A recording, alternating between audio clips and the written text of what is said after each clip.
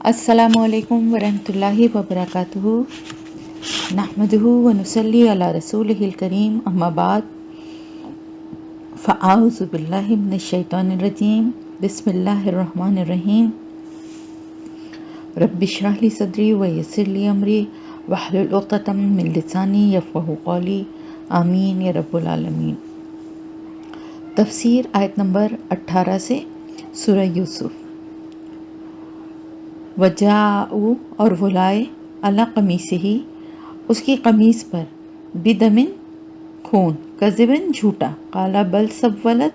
कहा बल्कि आसान कर दिया लकुम अनफुसकुम तुम्हारे लिए तुम्हारे नफ्सों ने अम्र एक काम को फसब्रुन जमील तो सब्र ही अच्छा है या अच्छे तरीके से ही सब्र करना है। वल्लाहु और अल्लाह ही है अल मुस्तानु जिससे मदद तलब की जाती है अला मा तसिफून उस पर जो तुम बयान कर रहे हो। अब जैसे कि आखिरी आयत में हम लास्ट जो हमारा था उसमें हमने ये पढ़ा कि किस तरह से भाई जो हैं वो हज़रत याकूब अलैहिस्सलाम से ज़बरदस्ती एक तरह से उनको मना की इजाज़त लेके यूसुफ अलैहिस्सलाम को अपने साथ ले गए और वहाँ ले जाके उनको अंधे कुएं में फेंक दिया। और जब वापस आए तो रोते पीटते अपने बाप के पास आकर झूठे बहाने बनाने लगे और कहने लगे कि हम तो वहाँ दौड़ने लगे, दौड़ के मुकाबले करने लगे और यूसुफ को सामान के पास बिठाया था और हमारे पीछे जो है वो भेड़िया आया और वो उसको खा गया। और साथ ही साथ क्योंकि दिल में चोर था तो इससे पहले कि बाप कुछ कहता या एतराज़ करता तो कहेंगे कि आप कौन सा हमारी बात पे यकीन करेंगे, हाँ कि हम हालांकि हम सच बोल रहे हैं लेकिन आप तो हमारी बात पे यकीन ही नहीं करेंगे। अब ये बात क्योंकि हज़रत याकूब अलैहिस्सलाम पहले कह चुके थे कि मुझे ये खौफ है कि कहीं भेड़िया ना खा ले उसे, तो मतलब इस बात का उन्होंने इस बात का भी फ़ायदा उठाया और कहा कि भाई आप तो पहले ही ये ख़तरा ज़ाहिर कर रहे थे हम और हम को बिल्कुल ख्याल नहीं रहा कि जब हमारी मौजूदगी में तो ऐसा कुछ नहीं हुआ, लेकिन हम खेलते कूदते आगे निकल गए और यूसुफ सामान के पास बैठे हुए थे और उनको इस साथ ऐसा मामला हो गया। और साथ ही साथ सबूत के तौर पे दिखाने के लिए वो यूसुफ अलैहिस्सलाम की कमीज़ उन्होंने उतार ली थी, वो साथ में लेकर आए और उसके ऊपर झूठा खून यानी झूठ मूठ किसी जानवर का खून जो है वो लगाकर वो भी दिखाने के लिए ले आए। यानी अपनी तरफ से उन्होंने पूरी हुज्जत कर दी कि मतलब अब ये देख के तो बाप को बिल्कुल यकीन पूरा आ जाएगा। हज़रत याकूब अलैहिस्सलाम बाप भी थे, समझदार और ज़ाहिर है बेटों से ज़्यादा तजुर्बेकार और समझदार थे। और फिर सबसे बड़ी बात यह कि नबी थे। अल्लाह ताला नबी जो है उनको ख़ास हिकमत और ख़ास सलाहियतें देता है, तो उनको समझ में आ रहा था। और कहा जाता है कि उन्होंने ये कहा था, यानी ये दूसरी किताब में जो है उनमें मौजूद है ये बात कि उन्होंने कहा कि ये कौन सा अच्छा वो जो कहते हैं ना कि झूठा जो होता है वो ज़ाहिर है उसका दिमाग इतना नहीं काम करता है, वो इतनी चीज़ों पे बाज़ दफ़ा गौर नहीं कर पाता। तो वो कमीज़ पे जो खून लगा कर लाए थे तो कमीज़ तो बिल्कुल साबित सालिम थी और उसके ऊपर खून लगा हुआ था। तो उन्होंने कहा कि ऐसा कौन सा भेड़िया था कि जिसने उसको तो खा लिया और कमीज़ को उसने कमीज़ पे खून लगा हुआ है लेकिन कमीज़ को कोई नुकसान नहीं पहुंचा। तो मतलब कहने का ये कि वो समझ गए। और दूसरी बात ये कि उनको ये भी अंदाज़ा हो गया था हज़रत यूसुफ अलैहिस्सलाम के खौफ से कि अल्लाह पाक उनको कोई बहुत बड़ा दर्जा और नबूवत और कोई बड़ा मकाम देना चाहता है। तो ये उनको अंदाज़ा था कि ये उनको उसको जान से नहीं मार सकते, कोई नहीं। जब अल्लाह ताला ने उनके लिए कुछ प्लान कर लिया है तो उसको कोई जान से नहीं मार सकता। और फिर उन्होंने ये साथ ही ये कहा काला बल सव्वलत लकुम अनफुसकुम अम्र, कि ये एक बहुत बड़ी बात थी लेकिन तुम्हारे नफ्सों ने इसको बहुत आसान करके बड़ा यानी इतनी बड़ी बात जो है उसको तुम इतनी आसानी से आके मुझे बता रहे हो कि तुम्हें तो ये बताने से पहले तुम्हें तो इतनी शर्मिंदगी होनी चाहिए थी कि तुम्हें मेरे पास आने की तुम्हारे पास हिम्मत ही नहीं होनी चाहिए थी। और ये कोई मामूली बात नहीं है जैसे तुम कह रहे हो कि वो भेड़िया खा गया, बल्कि ये तो एक ऐसी बड़ी बात थी कि जिसका तुम दावा करके लेकर गए थे कि उनकी हिफाजत का। तो ये बात जो तुम बता रहे हो ये तो तुम्हारे अपने दिल की एक गढ़ी हुई बात है और ये तुम्हारे नफ्स हैं, तुम्हारे नफ्सों ने इस इतनी बड़ी बात को بڑا ہلکا بنا کے، معمولی بنا کے تم جس طرح بتا رہے ہو، یہ بات اتنی معمولی نہیں ہے، یہ تم لوگوں نے بہت ہی غلط ایک کام کیا ہے۔ لیکن ساتھ ہی ساتھ انہوں نے یہ بھی کہا کہ اب ان حالات میں صبر ہی بہتر ہے، کیونکہ اب اللہ کی کیا حکمت ہے، اللہ کے کیا فیصلہ ہے، اور اللہ نے کیا چاہا ہے،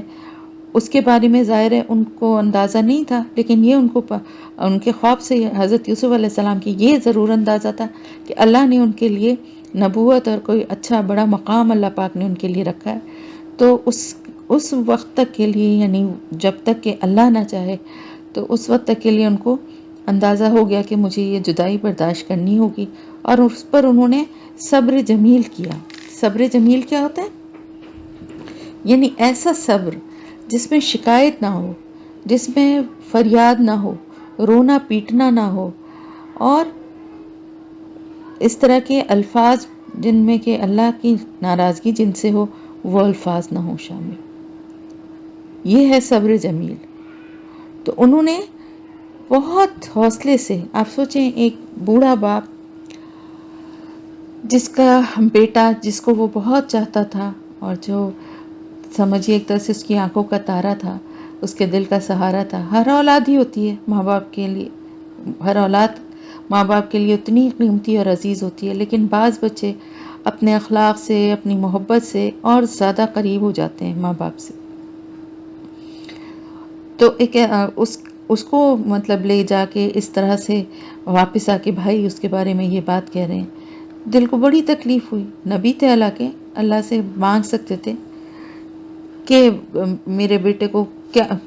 نعوذ باللہ استغفر اللہ، بہت کچھ واویلا لوگ کرتے ہیں کہ میرا ہی بیٹا ملا تھا اور اس بڑھاپے میں مجھے اتنا بڑا دکھ مل گیا، اور میں کہاں جاؤں، میں کس سے بیان کروں، اور کہاں چلا گیا میرا بیٹا، اور لوگوں میں شور مچاتے، جاؤ جا کے ڈھونڈو، دیکھو کیا ہو گیا، یہ ہو گیا۔ سب کے بجائے صبر جمیل کا مطلب کیا ہے؟ راضی برضا ہونا، چپ چاپ اللہ کے فیصلے پہ راضی ہو گئے۔ اب بیٹے جو تھے جوان، 10 بیٹے، اور وہ 10 کے 10 ایکا کر کے آئے تھے، ان کو بھی کچھ نہیں کہا۔ کیا کہتے؟ ان کو گھر سے نکال دیتے، یا ان کو آگ کر دیتے، یا ان کے ساتھ جھگڑا کرنے لگتے؟ کوئی فائدہ تھا ان باتوں کا؟ جو ہونا تھا وہ ہو چکا تھا۔ اب اللہ تعالیٰ سے صرف یہ دعا کر سکتے تھے کہ اللہ پاک رحمت کا اور بہتری کا معاملہ فرمائے، اور جو جدائی اس نے ڈالی ہے اس پہ صبر کرنا۔ تو یہ جو واقعہ ہے نا، اصل میں حضرت یوسف علیہ السلام کا یہ پورا قصہ جو ہے نا، اس میں صرف سبق ہی سبق ہے اگر غور کریں تو۔ اور حضرت یعقوب علیہ السلام کا جو یہ صبر جمیل کرنے کا جو واقعہ ہے، اس میں بھی بہت بڑا ایک سبق ہے کہ ہر ایک اپنی زندگی میں کسی نہ کسی غم، کسی نہ کسی تکلیف، کسی نہ کسی اپنے پیارے کو کھونے کے دکھ سے گزرتا ہے۔ ایسا کوئی بھی نہیں ہے اس دنیا میں جو یہ دعویٰ کر سکے کہ ایسا اس کے ساتھ کبھی نہیں ہوا۔ تو اس موقع پر اس کا رویہ کیا ہونا چاہیے، یہاں پر یہ گائیڈ کیا جا رہا ہے، یہ بتایا جا رہا ہے کہ دیکھو ایک نبی ہے، اور وہ اس عمر کو پہنچ چکا ہے بڑھاپے کی۔ بڑھاپے میں تو ظاہر ہے اور زیادہ وہ ہو جاتا ہے نا اپنی اولاد سے۔ جوانی میں انسان کے حوصلے، ہمت، دل سب مضبوط اور جوان ہوتا ہے۔ بڑھاپے میں ہر چیز کمزور ہو جاتی ہے، اور زیادہ رقت سی طاری رہتی ہے، ہر وقت اپنے بچوں سے کو دیکھنے کا، پاس رکھنے کا زیادہ دل چاہتا ہے۔ اس عمر میں بیٹا جو ہے وہ بچھڑ گیا ہے، لیکن وہ نبی جو ہے، باپ جو ہے، وہ کیا اپنا وہ دکھا رہا ہے کہ کیا اس کا کردار ہے، کہ وہ کہہ رہا ہے کہ میں صبر جمیل، بس اس موقع پہ تو بس یہی ہے کہ میں اللہ کی فیصلے پہ اچھے طریقے سے میں صبر کروں۔ تو جب کبھی بھی زندگی میں ایسا کوئی مشکل وقت آئے، اللہ نہ کرے کہ آئے، لیکن یہ زندگی ہے نا، اس میں یہ اتار چڑھاؤ آتے رہتے ہیں، تو وہ کوئی بھی بات ہو سکتی ہے۔ ضروری نہیں ہے کہ کسی کے خدا نخواستہ کسی کی موت کا ہی وقت ہو، وہ ہوتا ہے، اپنے پیاروں کی موت بھی ہوتی ہے، ماں باپ جاتے ہیں دنیا سے، اور رشتے ہوتے ہیں اپنے، وہ جاتے ہیں۔ لیکن یہ کہ اس کے علاوہ بھی اور بھی بہت سارے معاملات ہیں، اور بھی بہت سارے دکھ ہیں۔ کہ جس میں کہ انسان پریشان ہوتا ہے، اس کو تکلیف ہوتی ہے، تو اس وقت اس کو کیا کرنا چاہیے، ہمیں یہ بتایا جائے۔ ایک ایک سے رو رو کے اپنی ہر وقت مشکل بیان کرتا رہے، ہر وقت اپنا رونا روتا رہے، جب بھی بات ہو جب یہی بات نکال کے بیٹھ جائے، اور صرف یہی رو رو کے اپنی پریشانیاں، اپنی مشکلات، کہ میں کیا کروں، اتنا مسئلہ ہو گیا، یہ مشکل ہے، وہ مشکل ہے، یہ نوکری نہیں ہے تو پیسے نہیں ہے تو قرضہ ہے تو بچے نافرمان ہیں تو فلانے ہیں تو دھماکہ ہے، جو بھی جس کی زندگی میں مسئلہ ہے، اس کو کیا کرنا چاہیے؟ صبر جمیل، اچھے طریقے سے اللہ کے فیصلے پہ راضی برضا ہو کر اللہ سے ہی مدد مانگے۔ انہوں نے یہ نہیں کہا کہ میں تو کچھ مانگوں گا ہی نہیں، بس ٹھیک ہے میں نے صبر کر لیا جو کچھ میرے ساتھ ہوا ہے، اب اس کے بعد میں نے تو بس صبر ہی کر لیا۔ انہوں نے کہا واللہ المستعان علی ما تصفون، اللہ ہی ہے جس سے مدد طلب کی جاتی ہے اس پر جو تم بیان کر رہے ہو، یعنی جو کچھ بھی تم یہ باتیں کر رہے ہو، جو کہانی بنا کر لائے ہو، اس سب کو سن کے میں تو تم سے کچھ نہیں کہہ سکتا، نہ تم سے سوال جواب زیادہ کروں گا، کیونکہ تم نے تو ایک جھوٹ پہ اڑے ہوئے ہو، تم نے ایک جھوٹی کہانی بنا لی ہے۔ اب میں جتنا بھی پوچھوں گا اس سے کوئی فائدہ ہونے والا نہیں ہے، تو میرا کام کیا ہے، مجھے کیا کرنا چاہیے؟ صرف اللہ سے میں تو مدد مانگوں گا، وہی مدد کر سکتا ہے، جو کچھ تم کر کے آئے ہو اس پر بھی وہی میری مدد کر سکتا ہے۔ یعنی یہ کہ جو تم نے ایک جھوٹی کہانی بنا کے جہاں پہ تم جس طرح یوسف کو چھوڑ کر آئے ہو، اس کو ملوانے والی ذات بھی وہی ہے، میں اسی سے مانگوں گا۔ تو ہمیں بھی یہ بات اچھی طرح، کیونکہ ایسے موقع پر نا شیطان ہمارے دماغ کو ایسا معوف کر دیتا ہے، خاص طور سے دکھ اور تکلیف، پریشانی ایسے جذبے ہیں کہ جن پہ شیطان جو ہے نا وہ ایسے وسوسوں کے ذریعے ہمیں گھیر لیتا ہے کہ ہمیں ایسا لگتا ہے کہ ہمارا دم گھٹ جائے گا، ہم کسی سے کہیں گے نہیں تو، ہم کسی کو بتائیں گے نہیں تو، ہم کسی سے اپنی پریشانی کا رونا نہیں روئیں گے تو۔ اور یہ بھی ساتھ میں کہتے ہیں کہ یہ بھی بات کہی جاتی ہے کہ بھئی کہہ کے دل ہلکا ہو جاتا ہے، اللہ سے کہہ کے جتنا دل ہلکا ہوتا ہے اتنا کسی انسان سے کہہ کے نہیں ہو سکتا۔ ٹھیک ہے آپ کہہ سکتے ہیں، کوئی ایک آدھ آپ کا بہت سنسیئر، کوئی آپ کا کلوز ہے، یا کوئی ایسا ہے جس پہ آپ کا معاملہ ظاہر ہو ہی گیا تو آپ اس کو اس حد تک بتا سکتے ہیں، لیکن یہ کہ ہر وقت آپ وہی باتیں کرنا، وہی ٹکڑے، وہی رونا، تو پھر صبر تو نہ ہوا نا۔ تو صبر کر کے اللہ سے مدد مانگے، جو بھی معاملہ ہے، جو بھی مشکل ہے، اللہ پاک اس میں ضرور مدد کرے گا، کیونکہ وہی کر سکتا ہے، اس کے علاوہ مدد بھی کوئی نہیں کر سکتا، اس کے علاوہ اس مشکل سے نکال بھی کوئی نہیں سکتا۔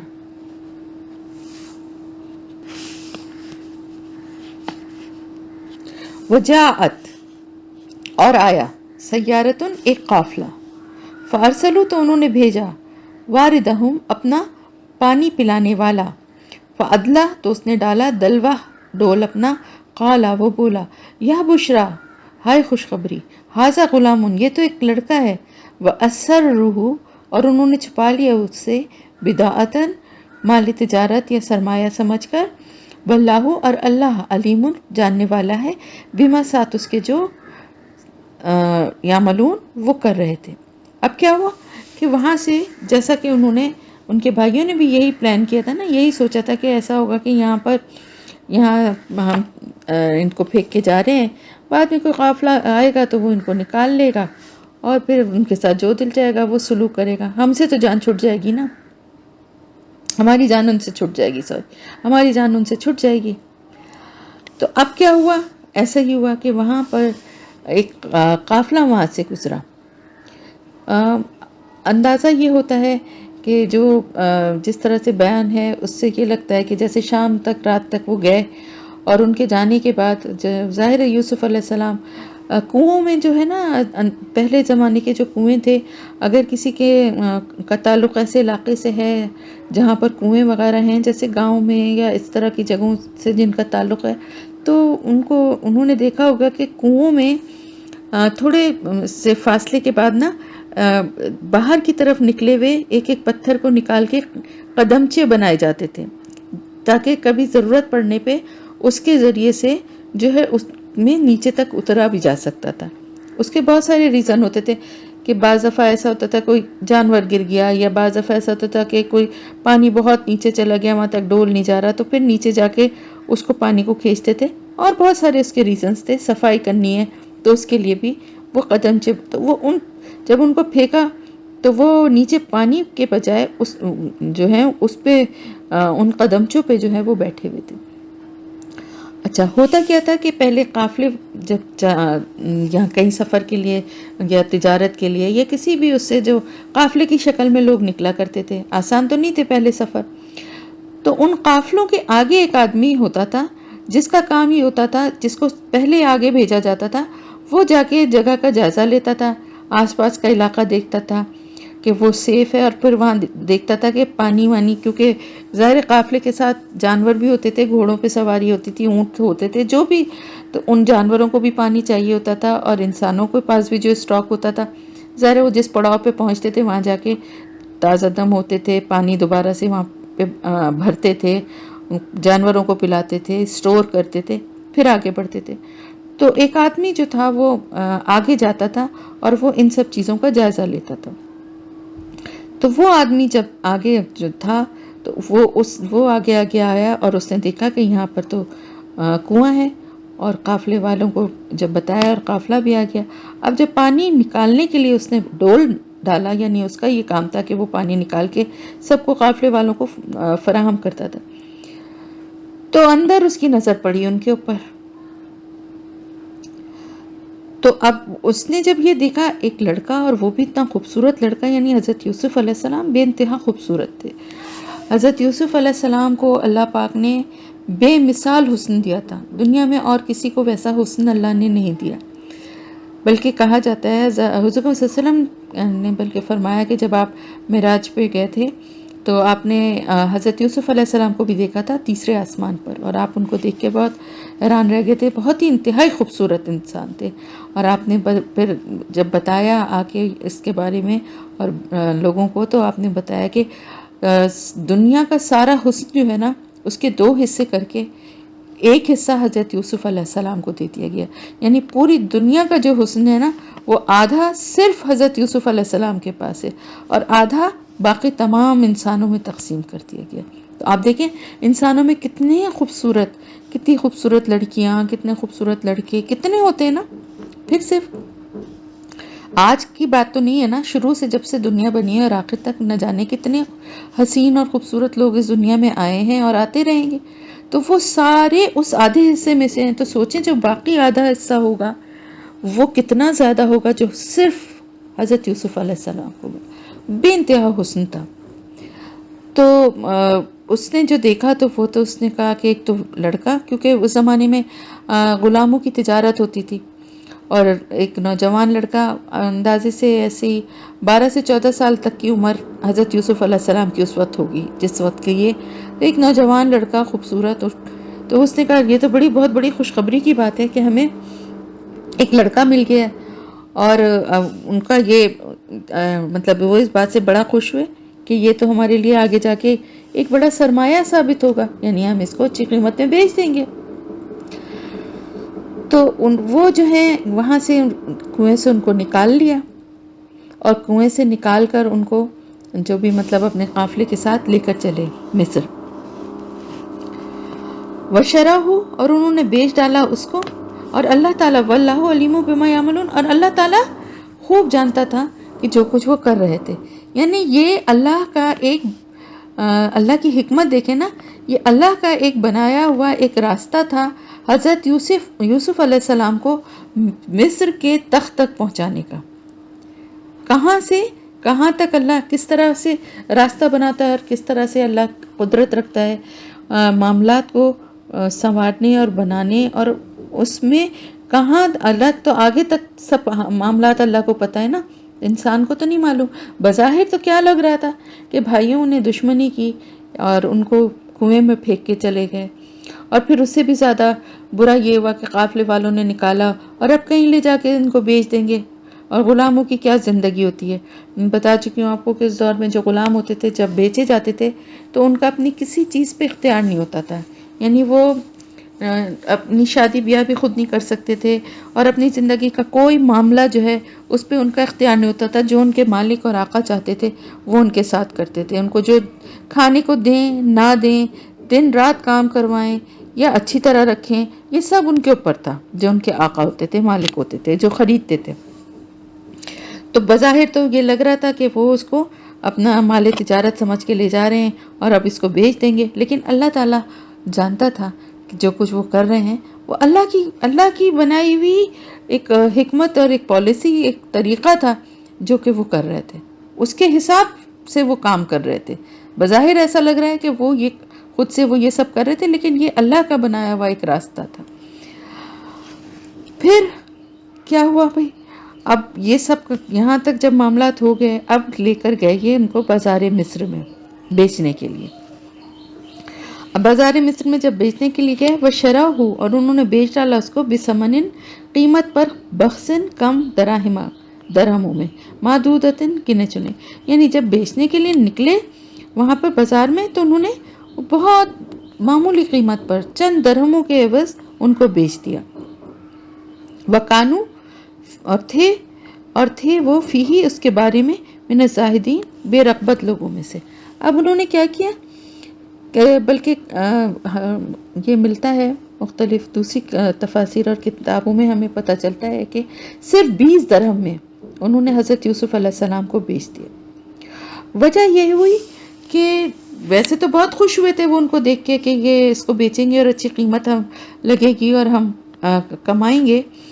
لیکن ہوا یہ کہ حضرت یوسف علیہ السلام کو جب نکالا تو حضرت یوسف علیہ السلام کی خوبصورتی، آپ کا رکھ رکھاؤ اور آپ کے جو طور طریقے تھے وہ دیکھ کر ان کو اندازہ ہو گیا کہ یہ کسی اچھے گھرانے، کسی اچھے اس سے مطلب تعلق رکھنے والا، اچھی فیملی سے تعلق رکھنے والا ہے۔ اور ان کو یہ بھی ڈر ہوا کہ یہ کہیں ایسا نہ ہو کہ کوئی اس کو ڈھونڈ رہا ہو اور اگر پتہ چل گیا تو یہ ہم سے لے جائیں گا، ہم سے چھین کر لے جائے گا اور ہمارے ہاتھ کچھ بھی نہیں آئے گا، اور الٹا ایسا نہ ہو کہ ہمارے اوپر کوئی یہی الزام لگ جائے کہ ہم اس کو اغوا کر کے یا ہم اس کو چرا کے لے کے جا رہے ہیں، تو ہمیں سزا الٹا پیسوں کے بجائے ہمیں سزا بھگتنی پڑے۔ دوسری پھر ایک اور یہ بھی وجہ تھی کہ ایک فری کی چیز مل گئی تھی نا،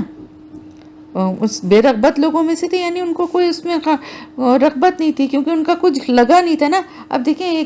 کہیں سے کوئی خریدتا ہے یا کوئی چیز خریدتا ہے تو پھر اس کو اس میں انٹرسٹ ہوتا ہے کہ اتنے کی میں نے خریدی ہے، اس سے زیادہ کی میں اتنے میں بیچوں، پھر وہ چیز اس کی ملکیت ہوتی ہے، وہ اچھے سے اچھی قیمت لگانے کی کوشش کرتا ہے۔ اب حضرت یوسف علیہ السلام ان کی ملکیت نہیں تھے، اور اپنے طور طریقوں سے، اپنی شکل صورت سے لگ بھی رہا تھا کہ کسی بہت اچھے ماحول اور خاندان کے ہیں، تو ان کے خاندان والے کہیں ڈھونڈتے ہوئے نہ آ جائیں یار ان کو لے جائیں، الٹا ہمیں چور بنا دیں۔ اور اب یہ ہے کہ ایک فری کی چیز ہے، جلد از جلد ان سے پیچھا چھڑاؤ، جو بھی قیمت لگتی ہے جلدی سے ان کو بیچو اور اپنے پیسے کھڑے کرو اور آگے نکل جاؤ۔ تو انہوں نے بہت معمولی قیمت میں حضرت یوسف علیہ السلام کو بیچ دیا۔ وقال الذی، اور کہا اس شخص نے جس نے اشتراہ، خریدا تھا اس کو، من مصر سے، لامرأتہ، اپنی بیوی کو، اکرمی، عزت کے ساتھ دے، مثواہ، ٹھکانہ اس کا، عسیٰ، امید ہے، ان کہ، ینفعنا، وہ نفع دے گا ہمیں، او یا نتخذہ، ہم بنا لیں گے اس کو، ولدن،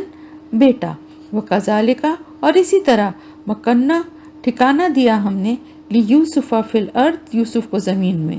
ولنعلمہ، اور تاکہ ہم سکھائیں اسے، من تاویل الاحادیث، باتوں کے مطلب میں سے، واللہ، اور اللہ، غالب، زبردست ہے، علی امرہ، اپنے کام پر، ولکن، اور لیکن، اکثر الناس، اکثر لوگ، لا یعلمون، نہیں علم رکھتے۔ اب کیا ہوا کہ جس شخص نے خریدا،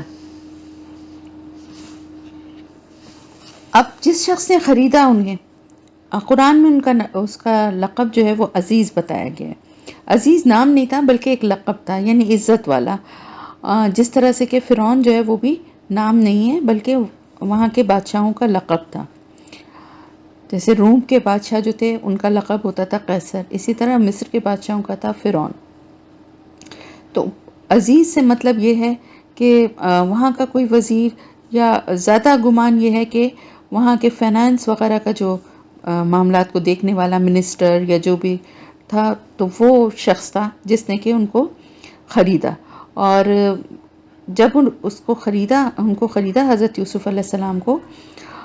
تو اس کو اسی وقت اندازہ ہو گیا ان کو دیکھنے سے، ان کے ظاہر ہے وہ خود کیونکہ ایک بہت بڑی پوزیشن پہ اور حکومت کے اور اس پہ تھا، تو ان کی جو حضرت یوسف علیہ السلام کے جو بات کرنے کا انداز اور جو ان کا حلیہ اور ان کی شکل و صورت دیکھی، تو اس کو اندازہ ہو گیا کہ یہ لڑکا غلام نہیں ہے، بلکہ یہ کسی بہت اچھے شریف خاندان کا چشم و چراغ ہے، وہاں کسی اچھے ماحول میں اس کا براٹ اپ ہوا ہے، اس کو کوئی مشکل ایسی اس پہ آ پڑی ہے جس کی وجہ سے یہ اس حالت کو پہنچا ہے۔ اس وجہ سے جب وہ خرید رہا تھا تو اس وقت بھی ان لوگوں سے، وہ جو تجارت کرنے والے جو بیچ رہے تھے، ان سے کہا اس نے کہ یہ غلام تو نہیں معلوم ہوتا، مجھے تو یہ شک ہوتا ہے کہ تم اسے کہیں سے چرا کر لائے ہو۔ اس بات سے وہ لوگ اور گھبرا گئے اور وہ اونے پونے بیچ کے چل دیے۔ تو یہ شخص جو تھا، جسے عزیز کے لقب سے قرآن میں جس کا ذکر کیا گیا ہے، بائبل میں اس شخص کا نام فوتیفار لکھا ہے۔ پھر اس سے ہمیں یہ بھی پتہ چلتا ہے کہ یہ شخص جو تھا، یہ جیسا کہ میں نے بتایا بہت بڑا عہدیدار تھا، یا وزیر یا کچھ اس ٹائپ کی پوزیشن پر تھا، اور ایک مطلب شاہی محل کی طرح کا ہی ماحول تھا، اس کے بھی گارڈز تھے اور بہت نوکر تھے، اور مطلب ایک شاہی خزانے اور فائنانس وغیرہ کو یہ دیکھتا تھا۔ یہ عبداللہ بن عباس سے روایت ہے کہ شاہی خزانے کا افسر تھا، ٹھیک ہے۔ اس کی بیوی تھی جس کا نام قرآن نے تو نہیں بتایا ہے، لیکن تلمود میں اس عورت کا نام زلیخا لکھا ہے، اور یہیں سے مسلمانوں کو بھی ان روایات سے ہی یہ نام پتہ چلا ہے۔ لیکن بعد میں بہت سی اسرائیلی روایات جو ہیں، انہوں نے بہت غلط باتیں بھی ایڈ کر دی ہیں، جو کہ ہمارے مسلمانوں نے بھی اس کو اپنا لیا ہے۔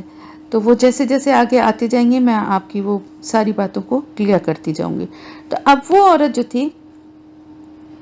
اس عورت کو جو ہے یہ عزیز مصر نے، یہ حضرت یوسف علیہ السلام 14 یا 15 16 سال ایسی عمر ان کی ہوگی میرے خیال سے، جو جیسا کہ مختلف تفاسیر میں مختلف اندازہ ہوتا ہے، لیکن اسی طرح کی عمر تھی، ایک بالکل ینگ وہ تھے۔ تو اس نے کہا اپنی بیوی سے، یعنی وہی جو زلیخا تھی، ان سے کہا کہ ان کو بہت عزت کے ساتھ رکھو، کیونکہ اس کو یہ اندازہ ہو گیا تھا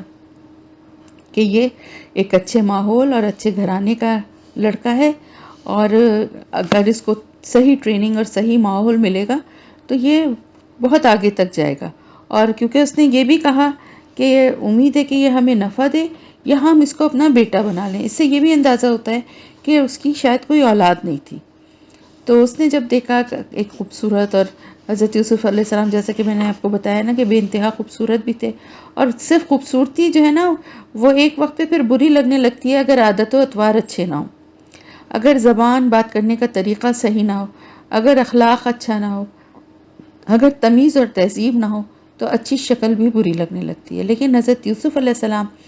نہ صرف یہ کہ خوبصورت تھے، بلکہ بہت تمیز تہذیب والے، اچھے کردار والے، با اخلاق اور نیک نوجوان تھے، لڑکے تھے، اس وقت تو بہت نوجوان ہی تھے۔ تو انہوں نے جب یہ دیکھا تو اس نے یہ سوچا کہ بھئی اس کو میں ٹرین کرتا ہوں، اپنی اولاد کی طرح رکھتا ہوں، آگے جا کے یہ مجھے کوئی فائدہ پہنچائے گا، اور میں اس کی ٹریننگ کروں گا تو ہو سکتا ہے یہ میرے لیے بیٹے کی طرح ثابت ہو آگے چل کے۔ اپنی بیوی سے بھی یہی کہا۔ اچھا، اسرائیلی اور بعض روایات میں یہ بات ملتی ہے کہ جو کہ مسلمانوں نے بھی بڑے اس کو قصے کہانیاں بنا لی، کہ زلیخا جو تھیں بعد میں ان کو بڑی محبت تھی حضرت یوسف علیہ السلام سے، تو اس لیے بعد میں جو ہے حضرت یوسف علیہ السلام کا نکاح ان سے ہوا، اور بہت ساری ایسی باتیں مشہور ہیں جو آپ نے بھی یقیناً سنی ہوں گی، کہ جنت میں جو ہیں وہ بوڑھی نہیں ہوں گی، وہ جوان نہیں ہوں گی، کیونکہ جنت میں تو بوڑھا کوئی ہوگا ہی نہیں نا، سب وہاں پہ اللہ تعالیٰ سب کو جوان کر دیں گے، جتنے بھی جو بوڑھے ہیں وہ سب وہاں جوان ہو جائیں گے، لیکن زلیخا نہیں ہوں گی، کیونکہ وہ بوڑھی ہو چکی تھی جب تک حضرت یوسف علیہ السلام جوان ہوئے، تو انہوں نے اللہ سے مانگا تھا کہ مجھے دوبارہ سے جوانی دے دی جائے، تو میں جنت میں جوانی نہیں مانگوں گی. تو یہ ساری باتیں جو ہے نا یہ صرف قصے کہانیاں ہیں اور جھوٹی کہانیاں، تو ان کا کوئی سر پیر نہیں ہے. حقیقت یہ ہے کہ ایک نبی جو ہے اس کا کردار اور اس کا مرتبہ جو ہے وہ بہت اعلیٰ ہوتا ہے، عام انسانوں سے بھی بڑھ کر ہوتا ہے. ایک عام انسان بھی ایک ایسی بد کردار اور بے حیا عورت جو کہ اس کے اوپر اتنا بڑا الزام لگائے اور اس کو برائی کی طرف اکسائے، کبھی بھی اس کی طرف راغب نہیں ہوگا، چاہے کتنا بھی ٹائم گزر جائے، لیکن وہ اس چیز کے لیے کبھی بھی اس عورت کی طرف راغب نہیں ہوگا، ایک عام انسان بھی. اور ایک نبی جو ہے وہ تو بہت ہی ایک اعلیٰ کردار کا با کردار ہوتا ہے، اور اس کا مرتبہ جو ہوتا ہے اس پہ یہ بات زیب ہی نہیں دیتی کہ اس سے یہ بات منسوب کی جائے کہ وہ ایک ایسی عورت سے نکاح کرے گا جو کہ اس کو بدچلنی کی طرف راغب کر رہی تھی، جو اس کو برے کام کی طرف بلا رہی تھی. تو اس لیے یہ ساری باتیں جو ہے نا یہ سب لوگوں کی اڑائی ہوئی اور جھوٹی باتیں. اچھا، اب میں جو اصل بات ہے جو اللہ تعالیٰ فرما رہے ہیں ہم اس پہ تھوڑی سی بات کر لیتے ہیں کہ یعنی اللہ تعالیٰ نے فرمایا کہ اسی طرح ہم نے ٹھکانہ دیا یوسف کو زمین میں. یعنی اب اللہ تعالیٰ فرمانے کہ دیکھیں اللہ کی حکمت اب سمجھ میں آہستہ آہستہ آ رہی ہے. کیونکہ حضرت یوسف علیہ السلام جو تھے ان کی تربیت جو ہے وہ تو ظاہر ایک صحرا میں، ایک خانہ بدوشی میں اور ایک مویشی پالنے اور کھیتی باڑی زراعت اس ماحول میں ہوئی تھی جس جگہ پہ وہ رہتے تھے. کنعان اور شمالی عرب کا جو علاقہ تھا وہاں پر کوئی ایسی منظم ریاست نہیں تھی، آزاد قبائل تھے جو وقتاً فوقتاً ایک جگہ سے دوسری جگہ ہجرت کرتے رہتے تھے. بعض قبائل ایسے بھی تھے جو مختلف علاقوں میں مستقل رہتے تھے اور چھوٹی چھوٹی ریاستیں تھیں، لیکن یہ کہ اس طرح کا ایک منظم ایک گورنمنٹ اور ایک ریاست اور ایک حکمران وہ والا ماحول بالکل بھی نہیں تھا، قبائلی زندگی تھی. اب حضرت یوسف علیہ السلام کو وہاں رہتے ہوئے جو تعلیم و تربیت ملی تھی اس میں ان کو جو ظاہر اپنے باپ سے انہوں نے جس طرح ایک نبی کی زیر سایہ پرورش پائی تھی، تو خدا پرستی اور دینداری کی چیزیں تو ضرور تھیں، اور پھر ایک کھلی فضا اور اس ماحول میں رہنے کی وجہ سے ایک اچھی کھلے ہوئے ذہن اور اچھی براٹ اپ صحت اور ذہن بھی صحت مند ذہن، یہ ساری چیزیں تو تھیں. لیکن وہ ساری تربیت وہ ساری چیزیں جو کہ ایک حکمران ایک ملک کے نظام کو چلانے والے کو ہونی چاہیے وہ ساری چیزوں سے کی واقفیت ابھی نہیں تھی. اللہ تعالیٰ نے جو کام ان سے لینا تھا اس کے لیے اللہ پاک نے سب سے زیادہ اس وقت جو ترقی یافتہ ملک تھا وہ مصر تھا، تو اللہ پاک نے اس ملک میں وہاں پہنچایا. پھر وہاں ملک میں بھی ایسا نہیں کہ کسی عام آدمی کے گھر میں یا کسی ایسے امیر آدمی کسی رئیس آدمی کے گھر میں ان کو بیچ دیا جاتا جہاں پہ وہ غلاموں کی طرح گھر کے کام کرتے، پانی بھرتے، کھیتوں میں کام کرتے یا دکان پہ کرتے یا جو بھی ان کے ذمہ کام ہوتا وہ کرتے. تو وہاں پر ان کی صلاحیتیں کھل کے سامنے نہیں آتی، اور جو مقصد اور جو کام اللہ پاک ان کو سونپنے والے تھے اس کے لیے وہ تیار کیسے ہوتے. تو اللہ پاک نے پہنچایا بھی ان کو ایسی جگہ پہ کہ جو بہترین، جہاں پہ ان کو ماحول ملا اور جہاں پر ان کی نشو و نما کا پورا پورا پورا انتظام تھا. اور اب جو تجربہ اور جو واقفیت ان سارے معاملات کے لیے ضروری تھی اللہ نے اپنی قدرت کاملہ سے یہ انتظام فرمایا کہ انہیں ایسی جگہ پہنچا دیا کہ اس آدمی نے ان کی غیر معمولی صلاحیتیں دیکھ کر انہیں اپنے گھر اپنے جاگیر تمام معاملات کا ذمہ دار اور مختار بنا دیا. اور اس طرح سے ان کی ٹریننگ شروع ہو گئی اور وہ مواقع ملنے لگے ان کو کہ جس سے ان کی وہ تمام قابلیتیں تمام ان کی صلاحیتیں پوری طرح نشو و نما پا سکیں، جو کہ اب تک ان کو موقع ہی نہیں ملا تھا کہ ان کو کس طرح سے ان کو سامنے کہتے ہیں نا کہ بعض دفعہ کسی مشکل کسی تکلیف کسی اس سے گزرنے کے بعد جو ہے نا انسان کی صلاحیتیں اس کو خود اندازہ ہوتا ہے کہ اچھا میں یہ بھی کر سکتا تھا، اس کو اندازہ ہی نہیں ہوتا. ایک آرام اور سکون کی زندگی گزارتے ہوئے انسان کو اندازہ نہیں ہوتا کہ اس کے اندر کیا کیا صلاحیتیں ہیں اور وہ کیا کچھ کر سکتا ہے. تو بعض دفعہ مشکلات جو ہیں پریشانیاں جو ہیں وہ بھی اس لیے آتی ہیں اللہ کی طرف سے کہ انسان کے اندر جو کچھ چھپا ہوا ہے، جو اس کی صلاحیتیں ہیں، جو کچھ وہ کر سکتا ہے، لیکن ایک آرام پسند اور ایک سکون اور عیش بھری زندگی میں اس کو موقع ہی نہیں مل رہا۔ بعض دفعہ اللہ پاک اس چیزوں سے نکال کے اس کو تھوڑی مشکل میں ڈالتا ہے، تو اس کو اندازہ ہوتا ہے کہ اس کی میموری کتنی اچھی ہے، وہ بول کتنا اچھا سکتا ہے، وہ لکھ کتنا اچھا سکتا ہے۔ ہماری بہت ساری صلاحیتیں ہوتی ہیں جن کا ہمیں اندازہ نہیں ہوتا کہ ہم میں یہ صلاحیت بھی ہے۔ ایک مثال کے طور پہ میں ایک بات بتانا چاہوں گی کہ جب میں نے زندگی میں کبھی کسی کو پڑھایا نہیں تھا، اپنے جیسے ہم اسکول کالج میں، تو اکثر ایسا ہوتا تھا کہ میری جو دوستیں وغیرہ تھیں وہ کوئی پوچھنے سمجھنے کے لیے آتی تھیں، تو وہ ایک الگ بات ہوتی ہے، لیکن کبھی ایسے پڑھایا نہیں تھا۔ جب فرسٹ ٹائم میں اسکول میں جاب کرنے کے لیے گئی، تو گئی کیا، انہوں نے زبردستی مجھ سے کہا کہ نہیں، آپ ہمیں ٹیچر کی ضرورت ہے، بہت اچھی ہماری دوست تھی اور آپ کو کرنا ہوگا تو کچھ دن کے لیے کر لیں۔ تو میں بہت نروس تھی،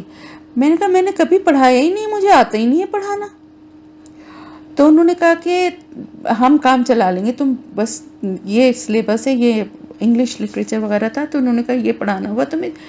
کلاسز بھی ایسی چھوٹی ہی تھیں، کوئی زیادہ وہ نہیں، تم پڑھو۔ جب میں نے پڑھانا شروع کیا اور پھر اس کے بعد کافی عرصے تک پڑھاتی رہی، جب میں نے چھوڑا تو میں خود حیران ہوتی تھی کہ میں نے جس طرح سے میں کروا رہی تھی کام، وہ مجھ سے بعد میں کہتی تھیں، میری جو پرنسپل تھیں وہ کہتی تھیں تم نے جتنا سسٹمیٹیکلی تم گرامر کروا رہی تھی، بعد میں کسی ٹیچر نے اس طریقے کو فالو نہیں کیا۔ تو میں حیران ہوتی تھی، میں نے کبھی پلان نہیں کیا تھا، میں نے کبھی سوچا نہیں تھا، کبھی مجھے پتہ نہیں تھا، مجھے اندازہ نہیں تھا کہ میں یہ چیزیں کروا سکتی ہوں، یا میرے ذہن میں یہ باتیں ہیں جو میں اس طرح سٹیپ بائی سٹیپ کروا رہی ہوں۔ بالکل اسی طرح جب میں نے قرآن کو میں پڑھ رہی تھی، اس کی تفسیر اور ترجمے کو پڑھ رہی تھی، تو میں اپنی ٹیچر کو بہت حیرت سے اور بہت اس سے دیکھتی تھی، مرعوب ہو کے میں کہتی تھی دیکھو یہ بھی کتنی بڑی صلاحیت ہے کہ یہ کس طرح سے ایکسپلین کر رہی ہیں، کس طرح سے آ کے بتاتی ہیں، کس طرح ہمیں سمجھاتی ہیں کہ ہماری سمجھ میں آ رہا ہے، اور ہم پڑھتے ہیں تو ہمیں اتنا سمجھ میں نہیں آتا، ہم ان سے سن کے ہمیں کتنا سمجھ میں آ رہا ہے۔ لیکن اس وقت بھی مجھے اس چیز کا اندازہ نہیں تھا کہ میں یہ کام کر سکتی ہوں۔ جب میں نے کرنا شروع کیا، بہت چھوٹے اس پہ لیول پہ کیا، ابو دھابی میں اپنے گھر میں ہی کیا، چند لوگوں سے شروع کیا، اس وقت آہستہ آہستہ پھر مجھے پتہ چلا کہ اچھا میں کر سکتی ہوں، اچھا مجھے پھر اس کے لیے اتنی اسٹڈی کرنی چاہیے، اچھا پھر مجھے اس کے لیے یہ کرنا چاہیے۔ یہ بات میں اس لیے بتا رہی ہوں کہ آپ لوگوں کو بھی اندازہ شاید کچھ چیزوں کا اپنی ہو، اور ہو سکتا ہے بہت ساری آپ کی صلاحیتیں ایسی ہیں جن کا آپ کو اندازہ ہی نہیں ہے۔ مثلاً یہ کہ ہم ایک روٹین کی لائف گزار رہے ہوتے ہیں اور ہم کہتے ہیں جی ہم اس ٹائم میں، ہم اتنے ٹائم میں ہمیں یہ نہیں ٹائم ملتا، ہم یہ نہیں کر سکتے، ہم وہ نہیں کر سکتے، لیکن اتفاق ایسا ہوتا ہے کہ کوئی اور آپ کے اوپر برڈن آ جاتا ہے، کوئی اور خدا نخواستہ اللہ نہ کرے گھر میں کوئی بیمار ہو جاتا ہے، یا کہیں کوئی اور آپ کے اوپر ذمہ داری آپ کے اوپر ایسی آ جاتی ہے، تو آپ خود حیران ہو جاتے ہیں کہ میں کیسے ٹائم میں نے مینیج کر لیا۔ اس کا مطلب ہے کہ آپ کر سکتے ہیں، آپ اتنا ٹائم مینجمنٹ آپ کو آتا ہے۔ آپ اگر کسی کو پڑھا رہے ہیں، آپ کو نہیں پتا، لیکن جب آپ پڑھاتے ہیں اور دوسرا آدمی سیٹسفائی ہوتا ہے پڑھنے والا، تو آپ کو اندازہ ہوتا ہے کہ ہاں میں پڑھا سکتی ہوں۔ آپ کچھ اچھا لکھنا چاہتے ہیں، آپ کچھ اچھا بولنا چاہتے ہیں، ہمیں کچھ نہیں پتا ہوتا، ہمارے اندر بہت ساری چیزیں اللہ نے ہر انسان کے اندر، کوئی بھی دنیا میں انسان ایسا نہیں ہے جس کو اللہ نے کسی خوبی یا کسی صلاحیت کے بغیر بھیجا ہو۔ جس طرح سے ہر انسان کمی اور خامی کے ساتھ بھی ہے، کوئی پرفیکٹ نہیں ہے اللہ کی ذات کے سوا۔ تو بعض دفعہ مشکلات اور پریشانیاں اس لیے آتی ہیں کہ وہ ہماری چھپی ہوئی صلاحیتیں جو ہے نا، اللہ تعالیٰ چاہتا ہے کہ وہ باہر آئیں۔ بالکل اسی طرح یہ ایک بات ضمناً میں نکل آئی تھی تو میں آپ کو بتا رہی ہوں۔ تو یہاں پر یہ بات تھی کہ حضرت یوسف علیہ السلام جو تھے، ان کی ٹریننگ کا جو اصل جو وہ تھا نا مقصد، اللہ تعالیٰ جو چاہتا تھا کہ وہ وہاں پہنچیں اور وہ کس طرح سے ٹریننگ حاصل کریں، تو ہوا یہ کہ تاویل الاحادیث جو تھی وہ یہاں پر اس سے مراد ہے معاملہ فہمی، یعنی جس طرح ظاہر عزیز مصر جو تھا، وہ سمجھے فائنانس کا اگر منسٹر تھا تو اس کے گھر میں ظاہر آئے دن وزیر آتے ہوں گے اور اعلیٰ سطح کے اجلاس ہوتے ہوں گے، اور پھر یہ جو بھی قومی بین الاقوامی نوعیت کے جو معاملات ہوتے ہوں گے ان پر بحث ہوتی ہوگی، فیصلے ہوتے ہوں گے۔ تو حضرت یوسف علیہ السلام کو کیونکہ وہ ہر وقت اپنے ساتھ رکھتا تھا، اس نے تمام معاملات اور تمام چیزوں میں ان کو آگے آگے کیا، ان کو اپنے ساتھ رکھا۔ تو اس طرح کیا ہوا کہ وہ حضرت یوسف علیہ السلام بھی ان تمام سرگرمیوں کا بہت قریب سے مشاہدہ کرنے لگے، ان کو ایسے موقع ملنے لگے، اور اس طرح سے ان کی اعلیٰ سطح پہ ان کی تعلیم و تربیت کا ایک انتظام تھا جو اللہ تعالیٰ کی طرف سے ان کے لیے کیا گیا۔ تو دیکھیں اللہ کا فیصلہ، اللہ کی رضا پہ راضی رہنے والے لوگ جو ہوتے ہیں نا، حضرت یوسف علیہ السلام نے بھی اللہ کی رضا پہ راضی ہو گئے نا، جیسے باپ ویسے ہی بیٹے، باپ نے بھی صبر کر لیا اور بیٹا اتنا نیک، حالانکہ وہ جگہ گھر سے اتنی دور نہیں تھی جہاں ان کے بھائیوں نے کنویں میں ڈالا تھا۔ وہ چاہتے تو شور اور واویلا مچا سکتے تھے، چیختے چلاتے کہ کوئی میری بات سن لے، کوئی میری آواز سن لے، لیکن وہ چپ جہاں ان کو بٹھایا، کیونکہ اللہ کی طرف سے ان کو کیا وحی کر دی گئی تھی، اللہ کی طرف سے ان کو یہ دل کو ان کے اشارہ کر دیا گیا تھا ان کو وحی کی صورت میں کہ آپ کو اللہ کی طرف سے ایک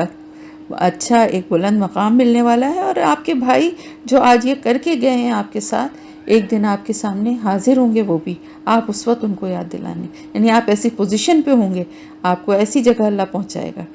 تو اس کے بعد انہوں نے کیا کیا؟ انہوں نے بھی وہی کیا جو ان کے باپ نے کیا، انہوں نے کوئی شور ہنگامہ نہیں مچایا، اور جب قافلے والوں نے بھی نکالا، جب بھی انہوں نے یہ نہیں کہا کہ میں یہاں تو قریب ہی تو میرا گھر ہے، مجھے لے کے چلو، میرا باپ تمہیں پیسے دے دے گا، وہ مجھے چھڑا لے گا، یا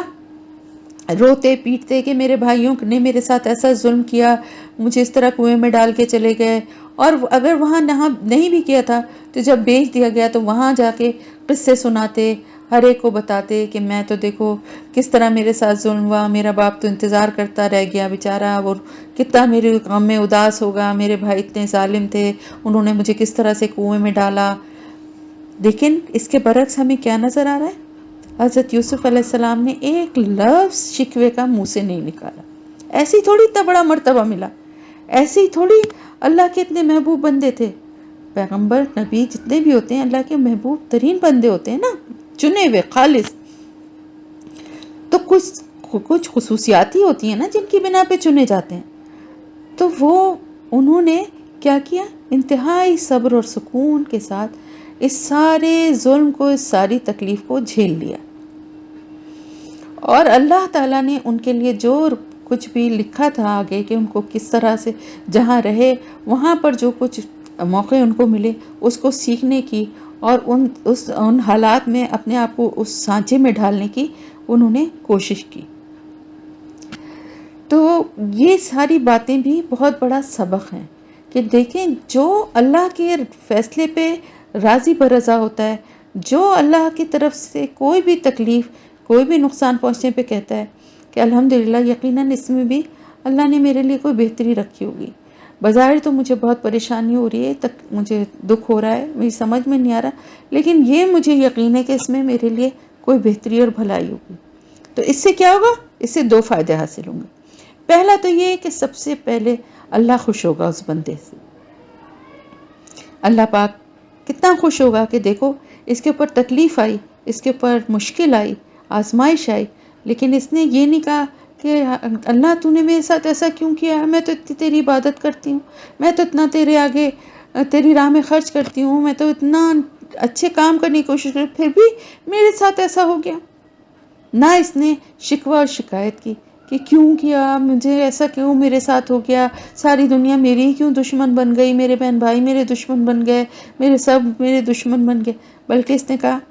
کہ ٹھیک ہے تکلیف اپنی جگہ ہے، مجھے تکلیف بہت ہوئی ہے، لیکن اللہ پاک ضرور اس میں سے مجھے بہتر میرے لیے کوئی راستہ نکالے گا۔ تو ایک تو شکر گزاری کا اللہ کی طرف سے انعام ہے، دوسرا کیا ہے؟ اللہ تعالیٰ ضرور انشاءاللہ تعالیٰ اس میں سے بہتری اور بھلائی کا کوئی نہ کوئی ایسا راستہ نکالیں گے جو کوئی سوچ ہی نہیں سکتا،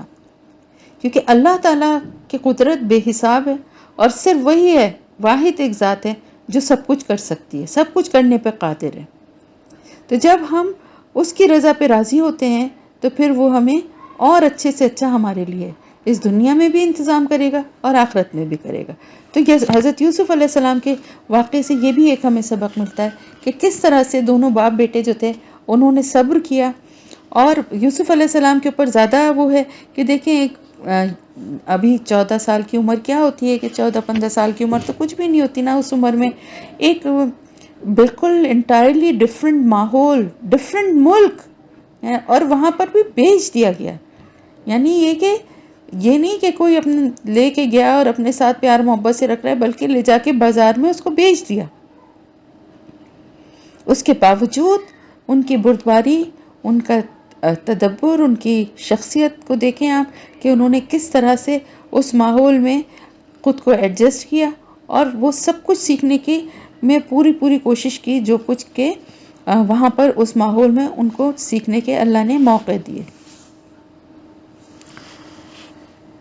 اللہ تعالیٰ فرما رہا ہے اور اللہ زبردست ہے اپنے کام پر، لیکن اکثر لوگ علم نہیں رکھتے. یعنی اللہ تعالیٰ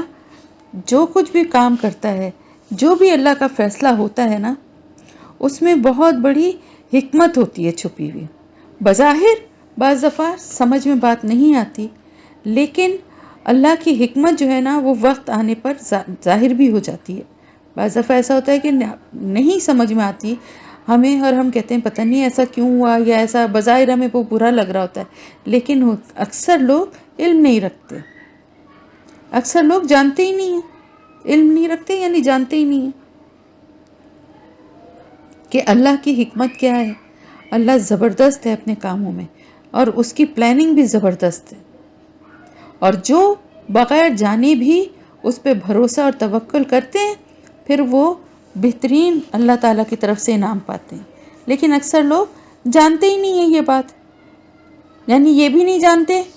کہ اللہ کی حکمت کیا ہے، اور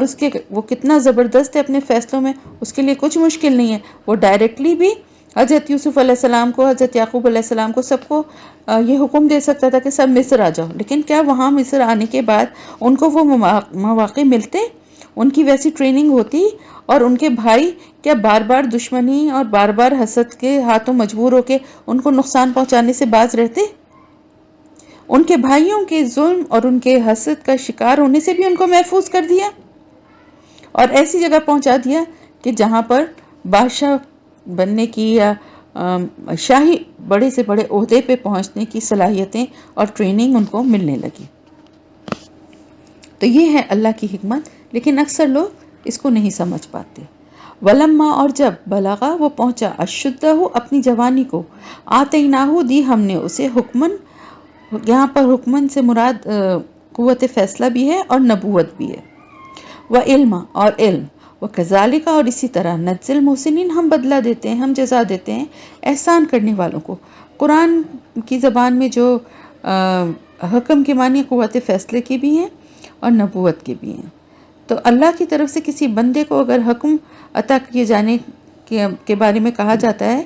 تو پھر اس کا مطلب یہ بھی ہوتا ہے کہ اسے انسانی زندگی کے معاملات میں فیصلہ کرنے کی اہلیت بھی اللہ کی طرف سے عطا کی گئی ہے، اور اختیارات بھی اللہ تعالیٰ اس کو عطا فرما رہا ہے. اور جو علم ہے، تو علم سے مراد وہ علم ہے جو نبیوں کو وحی کے ذریعے سے براہ راست دیا جاتا ہے. تو ان کو اللہ تعالیٰ نے جب وہ اپنی جوانی کو پہنچے، اشدہ ہو یعنی پوری عمر کو، جوانی کو پہنچ گئے، تو اس کے لیے جو عمر بتائی جاتی ہے، ویسے نبوت کی عمر عام طور سے 40 سال ہے، لیکن 30 سے 40 سال کی عمر جو ہے ہر ایک کو عقل اور شعور اور آنے کا الگ ایک وہ ہوتا ہے، لیکن عام طور سے 40 سال میں جو ہے وہ نبوت دی جاتی ہے. تو گمان غالب یہی ہے کہ 30 سے 40 کی درمیانی عمر تھی حضرت یوسف علیہ السلام کی، جبکہ ان کو نبوت عطا ہوئی. اور اللہ تعالیٰ فرما رہے ہیں اسی طرح ہم جزا دیتے ہیں احسان کرنے والوں کو. یعنی احسان کرنے والے کون ہیں؟ جو نیکی کرنے والے ہیں.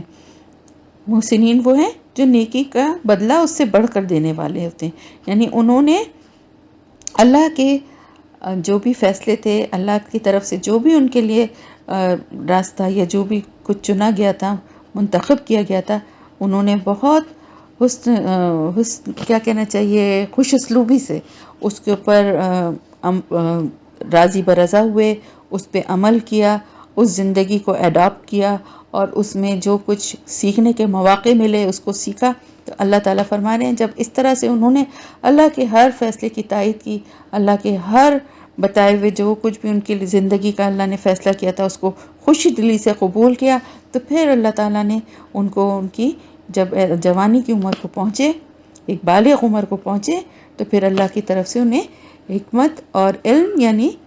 وحی کے ذریعے علم اور نبوت اور حکمت عطا ہوئی۔ اور اللہ تعالیٰ فرما رہے ہیں کہ اسی طرح ہم محسنین کو بدلہ دیتے ہیں۔ تو محسنین میں سب آ سکتے ہیں، نبیوں کے ساتھ ساتھ عام تمام مسلمان بھی، جو اللہ کے اوپر اسی طرح بھروسہ کریں گے، اللہ کے فیصلوں پہ راضی ہوں گے اور اللہ ہی سے مدد مانگیں گے، اور اللہ جو کچھ بھی بظاہر اللہ کے فیصلوں سے تکلیف بھی پہنچے پھر بھی اس پہ صبر کر کے اللہ کے شکر گزار بندے بنے رہیں گے، تو پھر ضرور ضرور اللہ کی طرف سے ان کے اوپر اللہ کے انعامات ہوں گے۔ نبوت اور حکمت اور علم، وحی کا علم، یہ تو خیر نبیوں کے لیے ہے نا، لیکن ان کے لیے دنیا میں رہتے ہوئے بھی بہت سے انعامات ہیں، اور آخرت کے بھی انعامات ملیں گے انشاءاللہ تعالی۔ وراودتہ التی ہوا فی بیتہا، اور پھسلانا چاہا اسے اس عورت نے جو وہ جس کے گھر میں تھے، ان نفسی ہی اس کے نفس سے، وغلقت الابواب، اور اس نے بند کر لیے دروازے، وقالت، اور کہنے لگی، ہیت لکا، آ جاؤ تم، قالا، وہ بولے، معاذ اللہ، اللہ کی پناہ، انہو، بے شک وہ، ربی، میرا رب ہے، احسنا، اس نے اچھا بنایا، مسوایا، ٹھکانہ میرا، انہو، بے شک وہ، لا یفلح الظالمون، نہیں فلاح پاتے جو ظالم ہیں۔ اب کیا ہوا؟ اب اس قصے کا اگلا، یعنی آزمائشیں ابھی ختم نہیں ہوئی تھیں، ابھی تک کی جو آزمائشیں تھیں وہ ساری اس سے نکل گئے، تو ایک نیا امتحان، ایک نئی آزمائش سامنے آ گئی۔ جیسا کہ میں نے بتایا تھا کہ عزیز مصر کی جو بیوی تھی زلیخا، جس کا نام تورات میں بتایا جاتا ہے، اس نے ان کو اپنی طرف بلایا برے ارادے سے، یعنی یہاں پر جو ہے نا وراودت ہو، اور پھسلانا چاہا اسے، یعنی ارادہ کیا، یعنی برے کام کا بری نیت سے ارادہ کر کے اس عورت نے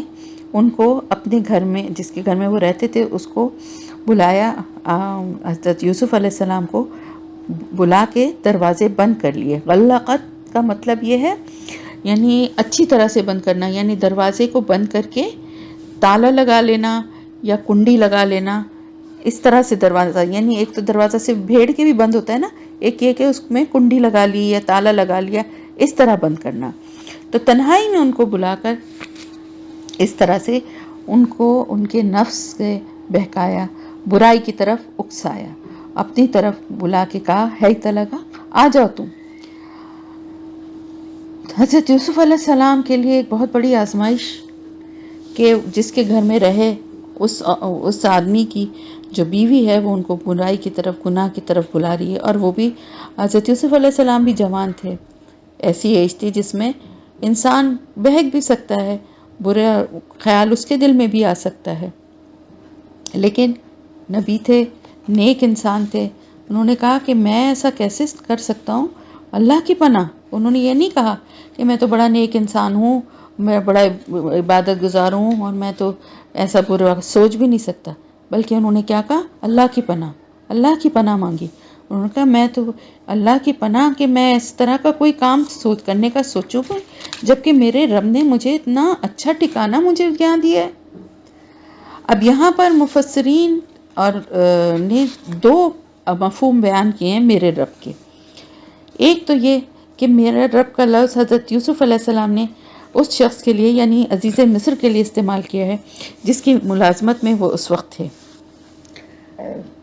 اور ان کا مطلب یہ تھا کہ میں ایسے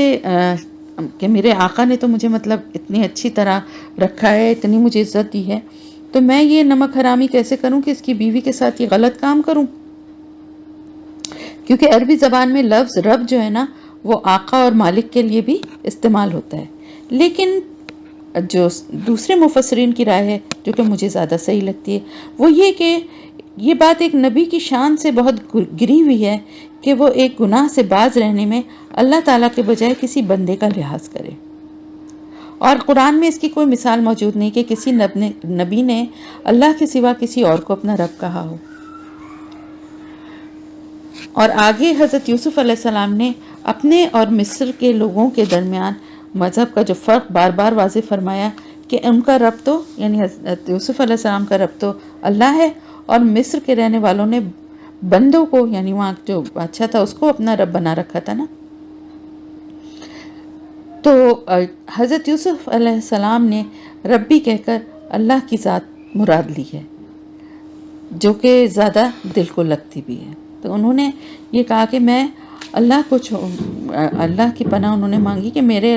اللہ نے مجھے یہاں تک پہنچایا، یعنی میں کہاں، میرے بھائیوں کی دشمنی سے میں کہاں تھا، کنویں میں پڑا ہوا تھا، وہاں سے نکال کے مجھے یہاں ایک عزت والی جگہ پہ ایسی جگہ پہنچایا اور اتنا اچھا مجھے ماحول دیا، اور اب میں یہ نمک حرامی اپنے مالک سے کروں، اور ویسے ہی ایک گناہ کا اتنا بڑا کام ہے کہ میں اس کو کرنے کا سوچ بھی نہیں سکتا، کیونکہ جو ظالم ہوتے ہیں وہ تو کبھی بھی پھلا نہیں پاتے، اور یہ اتنا بڑا گناہ ہے، یہ ظلم ہے۔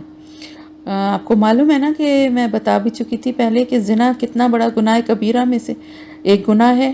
اور اس کی بہت بہت بہت بڑی سزا ہے۔ حضرت صلی اللہ علیہ وسلم کا میں ایک واقعہ بتاؤں گی کہ ایک دفعہ آپ صلی اللہ علیہ وسلم نے فرمایا کہ رات کو 2 فرشتے آپ کے پاس آئے، ان کو اپنے ساتھ لے کر آپ صلی اللہ علیہ وسلم کو گئے ایک جگہ اور دکھایا۔ اللہ پاک آپ صلی اللہ علیہ وسلم کو مختلف چیزیں اس لیے دکھاتے تھے کہ آپ نصیحت کرتے تھے نا، بتاتے تھے، تو ان باتوں اور ان واقعات کے ساتھ اب جیسے جب یہ بات سنیں گے تو آپ کو بھی اندازہ ہوگا کہ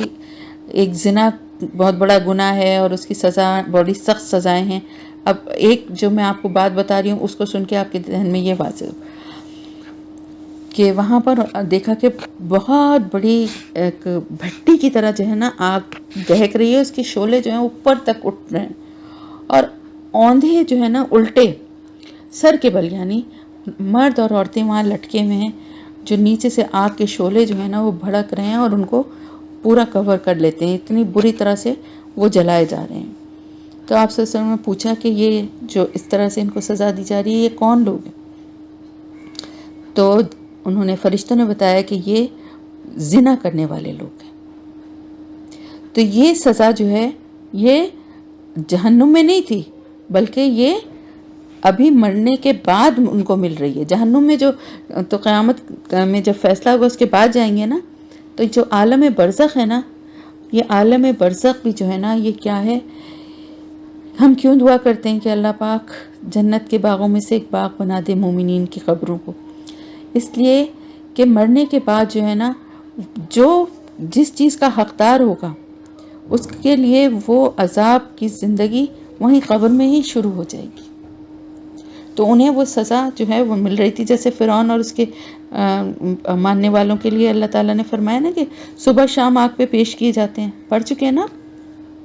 اللہ کے ڈوبے کس میں؟ پانی میں، لیکن پیش کس پہ کیے جاتے ہیں؟ آگ پہ۔ تو زنا جو ہے نا یہ بہت بہت ہی ایک بڑا گناہ ہے، اور اسی لیے کہا گیا ہے کہ تنہائی میں، اب آپ دیکھیں نا اسی گھر میں پلے تھے، تو اس عورت کو وہ تو عزیز مصر تو کہتا تھا کہ ہم ہو سکتا ہے میں اسے بیٹا ہی بنا لیں ہم، لیکن اس عورت کی نیت کتنی خراب تھی، کتنی گندی اس کی نظر تھی کہ اس نے بیٹے کی نظر سے نہیں بلکہ کسی اور نظر سے دیکھا۔ تو اسی لیے جو ہمارے مذہب میں ہے پردہ ہے، اور تنہائی میں مرد اور عورت کا اکیلا ملنا جو ہے وہ گناہ ہے، برا سمجھا جاتا ہے، اس کی وجہ سب سے بڑی یہی ہے،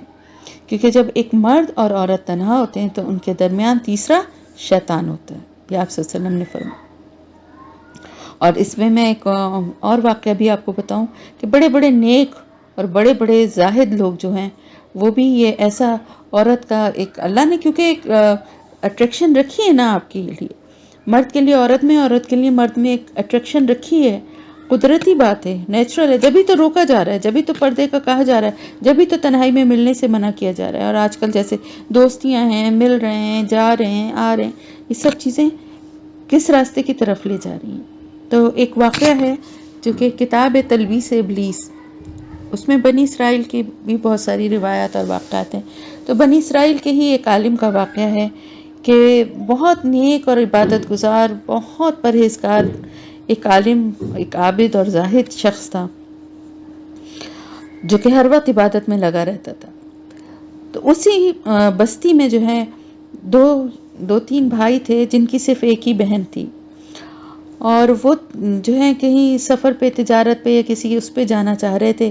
جہاں کہ ان کو بہت ٹائم لگنا تھا، اور مطلب سال سے بھی زیادہ ہو سکتا تھا، اور وہ ظاہر ہے اپنی بہن کو اکیلا کس کے پاس کس کے حوالے کر کے جائیں، کسی کا ان کو بھروسہ نہیں تھا. تو اس شخص پہ ان کی نظر پڑی اور انہوں نے کہا یہ تو اتنا نیک اور عابد اور زاہد شخص ہے، تو یہ جو ہے ہماری بہن کی دیکھ بھال بھی کرے گا. انہوں نے کہا اس نے حامی بھر لی، اور روز آنا اس عورت کی خبرگیری کے لیے وہ روز آنا جاتا تھا. شروع میں وہ جاتا تھا تو دروازے سے خیر خیریت پوچھ کر آ جاتا تھا، پھر آہستہ آہستہ جا کے بیٹھ جاتا تھا، تھوڑی دیر بات کرتا تھا. کچھ عرصے بعد وہ بات چیت سے بڑھتے بڑھتے اور بات آگے بڑھی، اور آخرکار ایک دن اس کے ساتھ اس نے وہ برا کام بھی کر لیا. جب ایک دفعہ کر لیا تو پھر دل سے وہ خوف اور وہ ندامت بھی نکل گئی. ایک پہلی دفعہ کی شرمندگی تھی، بہت پچھتایا، بہت افسوس کیا، لیکن اس کے بعد پھر کیونکہ وہ اکیلی عورت تھی، بار بار جانا بھی ہوتا تھا، تو وہ اس کے ساتھ یہ گناہوں کا کام چلتا رہا، یہاں تک کہ وہ عورت جو ہے وہ پریگننٹ ہو گئی. اب جب وہ عورت پریگننٹ ہو گئی تو اب اس کو یہ ڈر ہوا کہ اس کے بھائی آئیں گے اور ان کو پتہ چلے گا تو میرے ساتھ کیا کریں گے وہ. نتیجہ کیا ہوا کہ اس ڈر اور خوف کی وجہ سے اس بچے کو بھی مار دیا، اور جب اس بچے کو مارا تو ظاہر ماں جو تھی وہ اس کو یہ خطرہ ہوا کہ یہ اپنے بھائیوں کو بتا دے گی، تو اس کو بھی مار کے دونوں کو اسی کے گھر کے صحن میں گاڑ دیا. اور جب وہ بھائی واپس آئے تو ان سے کہا کہ وہ مر گئی تھی، اور لیکن وہ بات چھپی نہیں اور پتہ چلی بھائیوں کو، اور پھر اس کا بھی برا انجام ہوا. بتانے کا مقصد صرف یہ ہے کہ دیکھیں اتنا نیک اور عبادت گزار انسان جو دن رات صرف عبادت میں ہی لگا رہتا تھا، وہ بھی اس بہکاوے میں اس میں آ کے رہا. کیونکہ دیکھیں اکیلے میں تنہائی میں ملنا ہی غلط ہے، تو اس عورت نے کیا کیا، تنہائی میں ہی بلایا اور پھر دروازے بند کر لیے کہ کوئی آ نہ سکے اور یہ دونوں بھی باہر نہ جا سکیں. لیکن حضرت یوسف علیہ السلام نے اللہ کی پناہ مانگی اور انہوں نے یہ برا کام کرنے سے انکار کیا. اور اللہ تعالیٰ آگے فرما رہا ہے وَلَقَدْ، اور البتہ بلا شبہ، ہمت، اس عورت نے ارادہ کیا بھی اس کا، وہ ہمہ، اور ارادہ کر لیتا وہ بھی، بہا اس کا، لولا اگر نہ، ان رعا کہ وہ دیکھتا، برہان یا روشن دلیل، رب ہی اپنے رب کی. کذالکہ اسی طرح، لنصرف تاکہ ہم پھیر دیں، انہو اس سے، السوء برائی کو، والفحشاء اور بے حیائی کو، انہو بے شک وہ، من عبادنا ہمارے بندوں میں سے تھا، المخلصین جو خالص کیے ہوئے. اب اللہ تعالیٰ فرما رہے ہیں کہ اس عورت کی تو تھی ہی خراب، اور اس کا ارادہ تو تھا ہی غلط، وہ تو کرنا ہی چاہ رہی تھی برائی آپ کے ساتھ، حضرت یوسف علیہ السلام کے ساتھ. حضرت یوسف علیہ السلام کے بارے میں اللہ تعالیٰ فرما رہے ہیں کہ وہ بھی، کیونکہ ظاہر ہے ایک جوان لڑکے کو اس طرح سے ایک عورت اس طرح دعوت گناہ دے اور تنہائی کا موقع ہو، تو وہ بھی اللہ تعالیٰ فرما رہے کہ وہ بھی ایسا ارادہ کر لیتے اگر اللہ کی طرف سے ان کو وہ روشن دلیل یا وہ برہان جو ہے وہ ان کو نہ دکھائی جاتی. کیونکہ دیکھیں نا، انہوں نے پناہ مانگی تھی اللہ سے، انہوں نے اپنے اوپر بھروسہ کر کے نہیں کہا تھا کہ میں خود بچ جاؤں گا، میں تو بڑا نیک انسان ہوں، بلکہ انہوں نے اللہ سے مدد مانگی تھی. تو اللہ تعالیٰ فرما رہے ہیں کہ ان کو اللہ تعالیٰ نے پھر اس وجہ سے ان کو بچا لیا. اب برہان کے یہاں پر جو معنی ہیں ایک دلیل اور حجت کے ہیں، اور اس کے کئی مفہوم یہاں بتائے گئے ہیں. تورات میں یہ بتایا گیا ہے کہ حضرت یعقوب علیہ السلام کی شکل جو ہے وہ دیوار پر ظاہر ہوئی، اور وہ اشارے سے، انگلی کے اشارے سے حضرت یوسف علیہ السلام کو منع کر رہے تھے کہ اس کام سے باز رہو. حضرت یوسف علیہ السلام کیونکہ جوان تھے، اور ظاہر ہے جس طرح کی ایک جوان کی دل کی خواہش یا ایک جو ہوتا ہے، ہو سکتا ہے کہ اس کی وجہ سے ان کے دل میں بھی کوئی ایسا خیال آ جاتا. تو یہ نشانی جو تورات میں بتائی گئی ہے، قرآن میں ایسا کوئی ذکر نہیں ہے، بلکہ اس کی کوئی اتنی وضاحت نہیں ہے. تو یہاں پر وہ دلیل ہمیں یہ لگ رہی ہے کہ اللہ پاک سے، کیونکہ انہوں نے کہا تھا کہ میرے رب نے کیونکہ مجھے یہ عزت بخشی ہے کہ مجھے ایسی اچھی جگہ رکھا ہے اور میں ایسا کبھی برا کام نہیں کروں گا، کیونکہ ظالموں کو کبھی فلاح نصیب نہیں ہوتی، یہی وہ برہان تھی جس نے ان کو اس معصیت سے باز رکھا۔ تو نبی جو ہے، اصل بات یہ ہوتی ہے کہ نبی اگرچہ گناہ کرنے پہ قادر ہوتا ہے، لیکن ایک انسان ہونے کے باوجود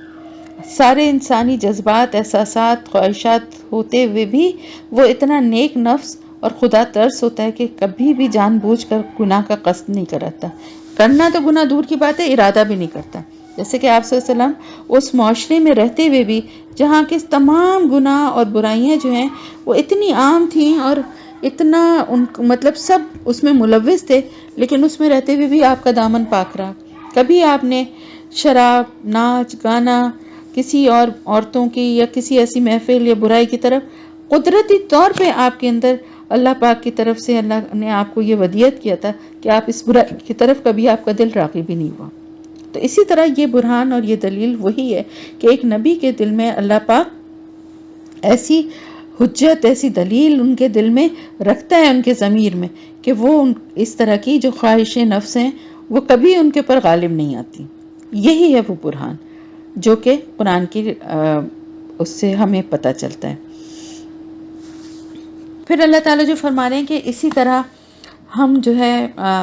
پھیر دی، اللہ تعالیٰ نے برائی اور بے حیائی کو ان سے پھیر دیا، کیونکہ وہ اللہ کے چنے ہوئے بندوں میں سے تھے، یعنی نبی تھے اور منتخب بندے تھے۔ اس کے دو مطلب ہیں، ایک تو یہ کہ اللہ کی اس دلیل کو دیکھ کر گناہ سے بچ جانا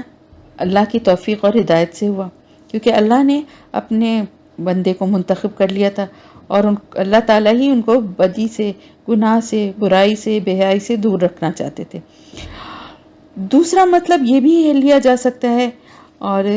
یہ بھی بہت یعنی ذرا گہرا ہے، لیکن ایک اگر آپ زیادہ ڈیپتھ میں جا کے سوچیں کہ یوسف علیہ السلام کو جو یہ معاملہ پیش آیا تو یہ بھی ان کی تربیت کی سلسلے میں ہی ایک ضروری مرحلہ تھا کہ بدی اور بے حیائی سے پاک کرنے کے لیے ان کو ایک ایسی سچویشن میں ڈالا گیا تھا کہ جو ایکسٹریم سچویشن تھی کہ ان کو دعوت گناہ اور اس حد تک کہ ان کو زبردستی اس پہ مجبور کرنے والی ایک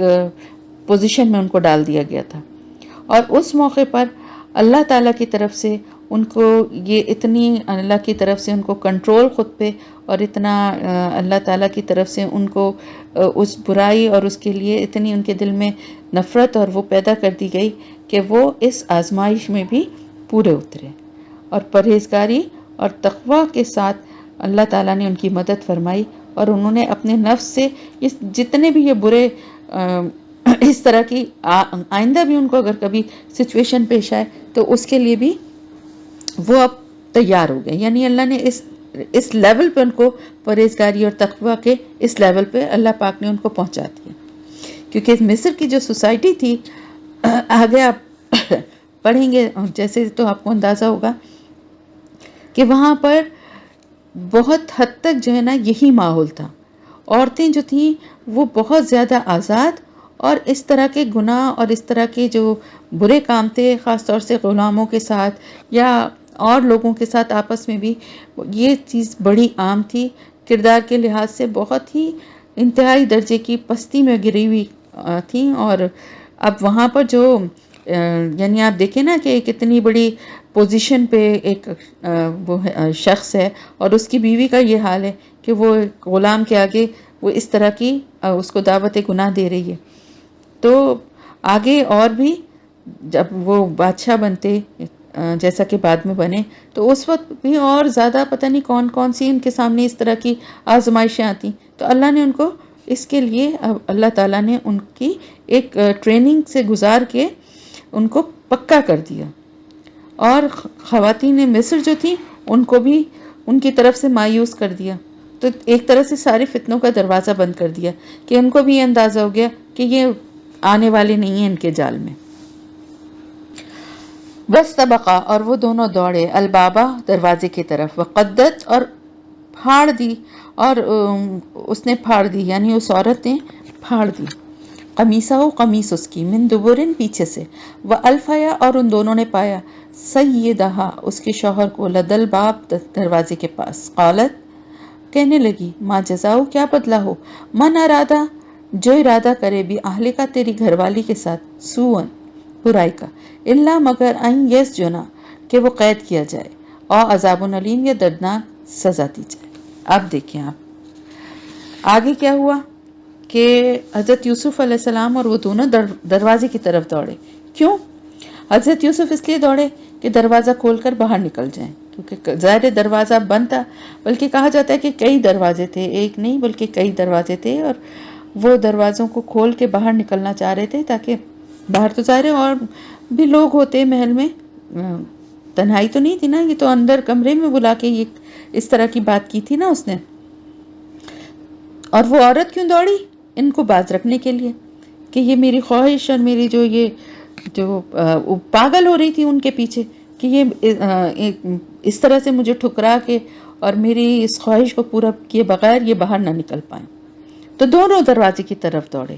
اور اس بھاگ دوڑ میں کیا ہوا کہ وہ آگے تھے تو ان کو روکنے کے لیے اور پکڑنے کے لیے جو اس نے پیچھے سے پکڑ کے نوچنا چاہا، روکنا چاہا، تو قمیص جو ہے وہ پھٹ کے اس کا ایک ٹکڑا اس کے ہاتھ میں آ گیا، اور اس تگ و دو میں وہاں تک پہنچتے یعنی دروازے تک پہنچ کے یہ ہوا کہ وہ روکنے کی کوشش کرنے لگی اور قمیص کو پکڑا تو قمیص کا ایک ٹکڑا ہاتھ میں آ گیا، اور حضرت یوسف علیہ السلام نے دروازہ کھول دیا۔ دروازہ کھولا تو سامنے عزیز مصر کو کھڑا ہوا پایا۔ اب ہوا یہ کہ گمان یہ ہے کہ شاید عزیز مصر کسی ایسی جگہ کسی کام سے نکلا ہوگا کہ جس پر اس عورت کو یہ اندازہ ہوگا کہ یہ کافی دیر سے آئیں گے، اور اسی لیے اس نے اس طرح کی کوشش کی تھی اکیلے میں تنہائی میں کہ اس وقت جو ہے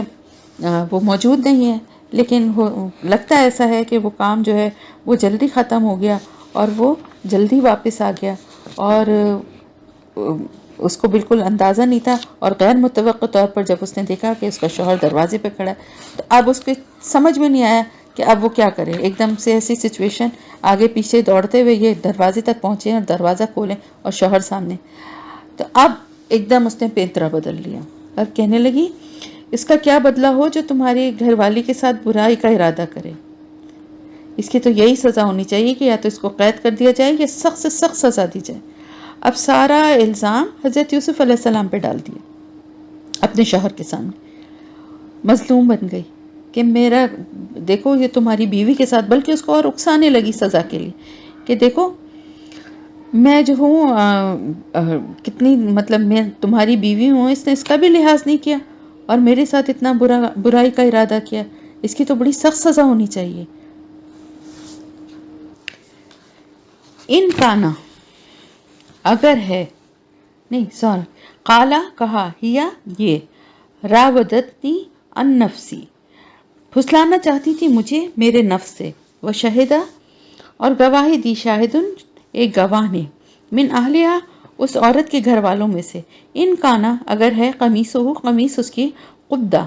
پھاڑی گئی، من قبلن سامنے سے، فصدقت تو وہ سچی ہے، وہوا اور وہ من الکاذبین جھوٹوں میں سے ہے،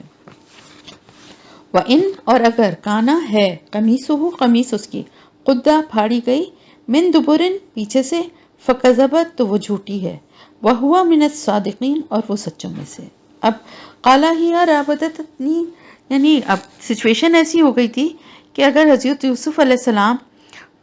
جو ہے کچھ اپنی صفائی میں نہ کہتے تو ان کے پر پورا الزام آ رہا تھا، کیونکہ اس عورت نے ظاہر ہے جس طرح سے آ کے کہا، اور عام طور سے ایسی سچویشنز جب ہوتی ہیں تو ان میں عورتوں کو ہی مظلوم سمجھا جاتا ہے، اور مرد جو ہے وہ اگر قصوروار نہ بھی ہو تو اس کے لیے اپنی بے گناہی ثابت کرنا مشکل ہو جاتا ہے۔ اس لیے حضرت یوسف علیہ السلام نے بھی فوراً اپنی صفائی میں کہا، کیونکہ اپنے اوپر اتنا بڑا الزام وہ کس طرح سے چپ چاپ لے سکتے تھے، تو انہوں نے کہا کہ بھئی مجھے تو اس عورت نے پھسلایا ہے جو یہ اب یہ بات کہہ رہی ہے کہ انہوں نے میرے ساتھ، یوسف نے میرے ساتھ ایسا کیا، ایسا کچھ بھی نہیں ہے، اس عورت نے مجھے گناہ پر آمادہ کرنے کی، مجھے پھسلانے کی کوشش کی تھی۔ یوسف علیہ السلام نے اپنی بات کہی۔ اب فیصلہ جو تھا وہ کس طرح سے کیا جائے، اس موقع پر کوئی ایک عقلمند یا کوئی ایسا ہوگا نا خاندان میں، فیملیز میں عام طور سے ہوتا ہے نا کہ کوئی ایک ایسا عقلمند شخص ہوتا ہے کہ جس کے پاس کوئی جھگڑا یا کوئی بھی معاملہ ہوتا ہے تو وہ لے جایا جاتا ہے اور وہ پھر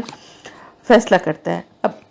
مسئلہ یہ تھا سب سے بڑا کہ اس واقعے کا کوئی عینی شاہد نہیں تھا، اس موقع پہ کوئی موجود نہیں تھا نا جو ایگزیکٹلی بتا سکتا کہ بھائی کون ہے اصل قصوروار. صرف شواہد سے یا معاملات کو جو سچویشن پہ جو کچھ بھی موجود تھی وہاں اس چیز کو دیکھ کر جو بھی فیصلہ کیا جا سکتا تھا، جو بھی سمجھا جا سکتا تھا وہ سمجھا جا سکتا.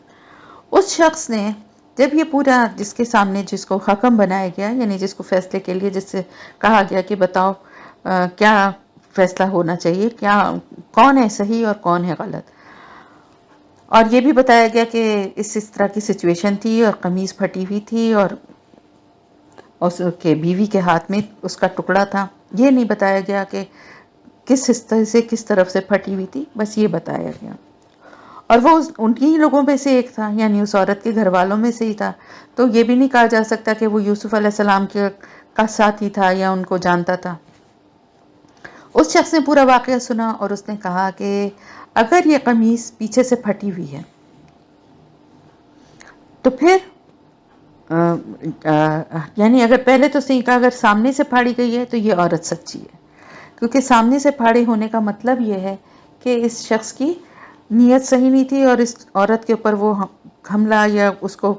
ساتھ کچھ برا کام کرنے کا ارادہ کر رہا تھا. اپنی بچاؤ کے لیے اس نے جو ہے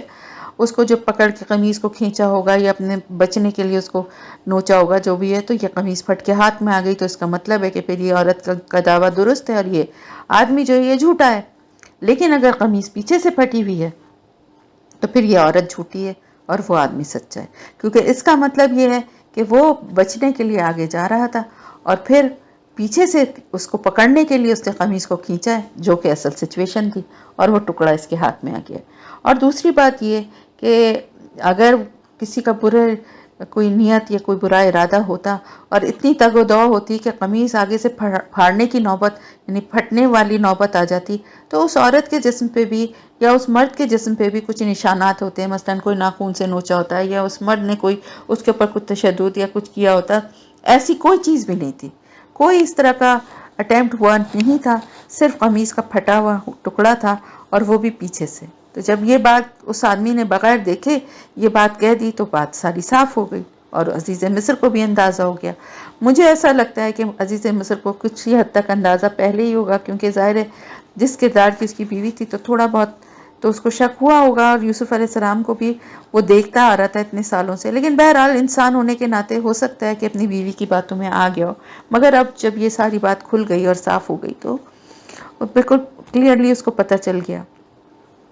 اور اس نے کہا فلما، تو جب رعا اس نے دیکھا قمیصہ اس کی قمیص کو قدہ پھاڑی گئی ہے، من دبرن پیچھے سے، قالا اس نے کہا انہو بے شک یہ من قیدی کنہ تم عورتوں کی چال میں سے ہے، انہ بے شک قیدہ کنہ چال تم عورتوں کی عظیم بہت بڑی ہے. یعنی اس آدمی نے خود بھی اس وقت تک قمیص کا ٹکڑا ہی دیکھا تھا، اس کو بھی نہیں پتا تھا کہ یہ کہاں سے آگے سے یا پیچھے کس جگہ سے کچھ لباس اس طرح کا ہوگا کہ نہیں اندازہ ہو. تو پھر جب اس گواہ کی اس کی بات کو سنا گیا اور قمیص کا جائزہ لیا گیا تو پتہ چلا قمیص تو پیچھے سے پھٹی ہوئی ہے. اور پھر اس کو اندازہ ہو گیا کہ میری بیوی جو ہے وہ غلط الزام لگا رہی ہے، جھوٹ بول رہی ہے. اور اس نے کہا کہ یہ تم عورتوں کی چالوں میں سے ہے. سمجھ گیا وہ، اور اس نے کہا تمہاری چالیں تو بہت بڑی ہیں، یعنی اتنا تم مکاری اور چال ہے تمہاری کہ تم نے تو ایک بے گناہ کو پھنسوا ہی دیا تھا. اگر نہ یہ بات پوچھی جاتی یا ایسے ہی صرف اسی کی بات پہ یقین کر کے حضرت یوسف علیہ السلام کو سزا دے دی جاتی تو کتنی بڑی چال، یعنی ایک تو غلط کام کیا تھا، اس کے بعد ایک بے گناہ کو پھنسانے کا بھی پورا انتظام کر دیا تھا. یوسف، اے یوسف، عارض درگزر کرو انہذا اس سے، واستغفری اور تو بخشش مانگ اے عورت، لذنبکی اپنے گناہ کی، انکا بے شک تو کنتی ہے تو من الخاطئین خطا کاروں میں سے. اب اس نے عزیز مصر نے حضرت یوسف علیہ السلام سے کہا کہ یوسف اب اس بات کو جانے دو، درگزر کر دو، اس کو آگے نہ بڑھاؤ. کیونکہ دیکھیں ایک وہ جس پوسٹ پہ تھا اس کی بڑی بدنامی کی والی بات ہے نا. وہ کیا کرتا، وہ اپنی بیوی کو سزا دلاتا، اپنی بیوی کے اوپر کو لے جا کے عدالت میں پیش کرتا، یا